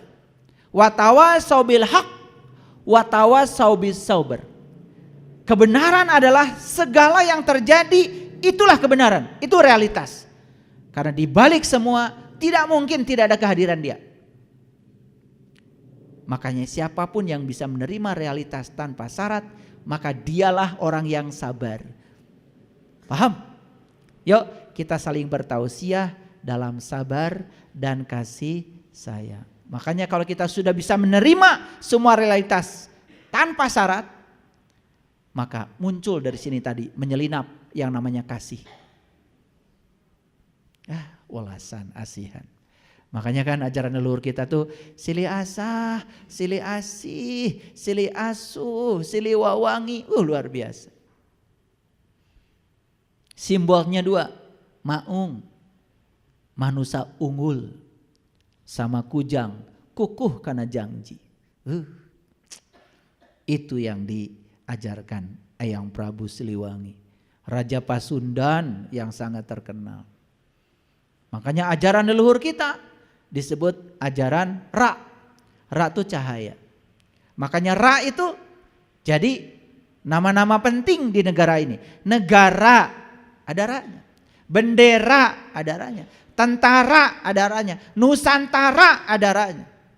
Pergi ke Jepang ada kuil Na-Ra. Pergi ke Mesir ada piramid Amon-Ra. Jadi Ra itu aslinya dari sini. Makanya daerah ini disebut Parahiang. Pa itu adalah tempat, Ra itu cahaya, Hiang itu adalah leluhur. Jadi ini adalah tempat para leluhur yang sudah mencapai cahaya. Makanya ajarannya adalah Sunadayana. Su itu artinya abadi atau besar, na itu artinya api, da itu besar. Jadi su itu artinya keabadian, na itu artinya adalah api, da itu besar. Jadi sebetulnya cahaya abadi yang besar. Cahaya abadi yang besar sering dikaitkan dengan matahari. Jadi sebetulnya Sunada yang kemudian jadi Sunda dianggap oleh orang yang nggak tahu itu nama etnis. Bukan. Sunda itu artinya matahari. Makanya ajarannya leluhur kita namanya Sunadayana. Yana itu jalan. Sunadayana artinya jalan menuju matahari, bukan matahari itu. Karena Quran mengatakan Rabbul Masyriqain wa Rabbul Maghribain. Ada 2 matahari yang harus kau tempuh. Matahari yang ini mah tileletik geus apal. Tapi ada 1 matahari lagi dalam diri kita yang namanya matahari rohani. Pergi ke kota. Itu yang sering disebut padang mahsyar. Di sana ada matahari, tetapi tidak panas dan tidak menyilaukan. Nah, harus masuk ke sana. Begitu masuk ke sana, nyanyi di sana. Bubui bulan. Bubui bulan sangrai bentang. Panon poe. Panon poe di sasat. Tapi sebelum nyanyi itu ada nyanyian sebelumnya. Mesat ngapung luhur jauh di awang-awang. Meberkeun jangjangna bangun taya karingrang. Nabi Muhammad juga katanya Isra Mi'raj pakai buruk. Ada jangjang dong. Betul? Leluhur kami di sini sama pakai manuk dadali. Kade lain helang.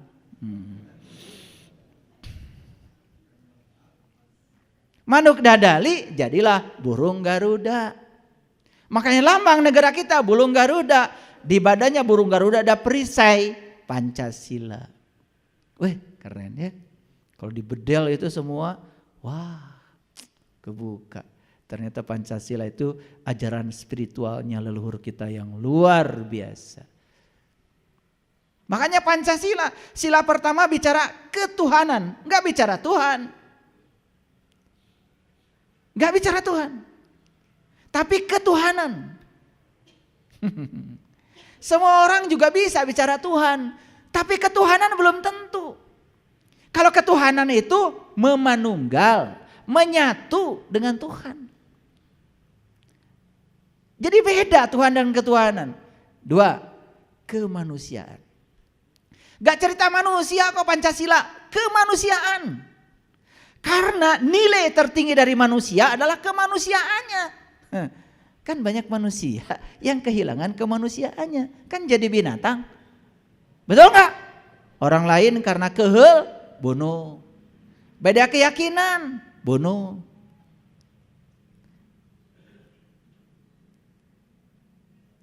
Hebatnya leluhur kita. Kata-katanya sudah cerdas. Makanya bahasa itu melambangkan kecerdasan. Sila ketiga, persatuan. Karena persatuan itu dibutuhkan untuk bisa mengikat semua perbedaan. Sila keempat, kerakyatan. Dipimpin oleh hikmah dan kebijaksanaan. Itu dua-duanya bahasa Quran. Yu'til hikmata mayyasha wa mayyutil hikmata faqad utiya khairan katsir wa may yazakaru ila ulil albab. Makanya untuk mencapai hikmah harus jadi ulul albab, lagi-lagi ahlul bait. Makanya sila yang terakhir adalah keadilan. Keren.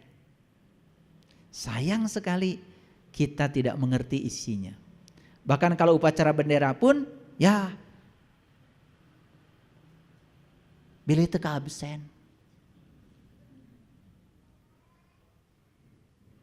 Kadang-kadang menghormat bendera aja karena nggak ngerti. Ngaplek. Indonesia tanah airku. Gagal. Karena kita tidak tahu merah putih itu apa. Merah putih itu darah. Merah putih itu adalah awal kehidupan. Purwadaksina, asal muasal kita. Merah putihnya bendera Indonesia sangat berbeda maknanya dengan merah putihnya bendera bangsa lain. Karena kultur kita yang membedakan. Hormat itu. Indonesia tanah airku, tanah tumpah darahku. Di sanalah aku berdiri, jadi pandu ibuku. Siapa ibumu itu? Bumi ini ibu kita. Semua kita dilahirkan oleh bumi ini. Bapak kita adalah matahari. Betul? Apakah ayah ibu kita bisa mengeluarkan sperma kalau tidak makan? Dari mana makanan itu? Dari bumi. Hasil kerja daya sambung semesta. Ibu dengan bapak. Bapaknya adalah matahari. Gak ada matahari, gak ada beras. Gak ada jagung. Gak ada ikan, gak ada daging. Betul? Suka nyanyi lagu Indonesia Raya? Gak sadar lagi. Jadi pandu ibuku, Indonesia kebangsaanku, bangsa dan tanah airku. Marilah kita berseru, Indonesia bersatu. Hiduplah tanahku, hiduplah negeriku, bangsaku, rakyatku semuanya. Bangunlah jiwanya, bangunlah badannya untuk Indonesia Raya. Indonesia Raya, merdeka, merdeka, tanahku, negeriku yang ku cinta. Indonesia Raya, merdeka, merdeka, hiduplah Indonesia Raya. Luar biasa. Itu lagu spiritual, itu doa. Doa bangsa kita itu.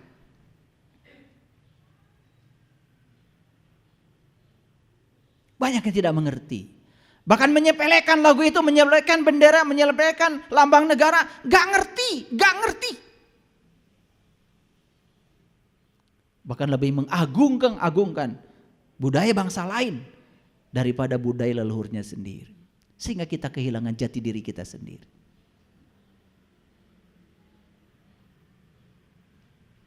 Bapak Ibu, kok saya hari ini ingin mengajak kita semua untuk bangkit.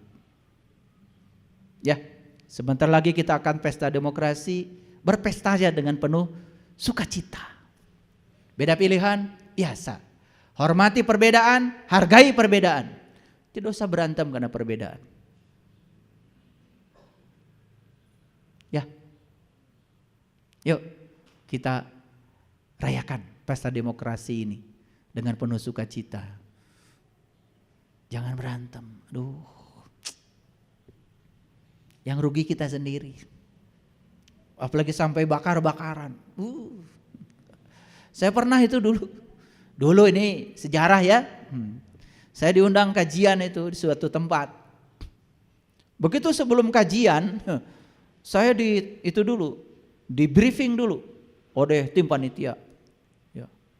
Awas, di sini markasnya capres ini. Kalau Anda nanti ya berbeda, tidak mendukung capres ini, nanti Anda nggak bisa pulang. Wah, dikiranya saya bermental seperti itu. Ya udah, saya jadi wasit aja. Saya ceramahnya tidak ada kaitan dengan politik. Karena saya datang ke dunia ini untuk menyatukan dan melatih untuk menghargai perbedaan. Oke. Indah gak? Indah gak ayat Quran tadi? Terasa indahnya sekarang?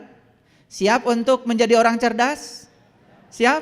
Oke. Ulangi lagi, siapa orang cerdas itu? Yang mampu beradaptasi dengan perubahan. Oke? Oke. Suami dulu ganteng? Sekarang? Tambah ganteng. Bagus. Istrinya dulu cantik? Sekarang? Tambah cantik. Keren itu, siap menerima perubahan. Ya, udah, terimalah ya pasangan hidup kita, manusia terhebat di semesta yang dipasangkan untuk kita. Kita tidak akan menjadi kita yang hari ini kalau pasangan kita bukan dia. Keren bukan? Keren. Baik, saya kira itu saja yang bisa saya sampaikan hari ini. Semoga kuliah kita hari ini memberikan semangat baru, ya, semangat baru. Dan saya yakin ya para sahabat semua punya semangat untuk terus menjadikan hidup ini lebih bermutu dan berkualitas. Terima kasih. Assalamualaikum warahmatullahi wabarakatuh.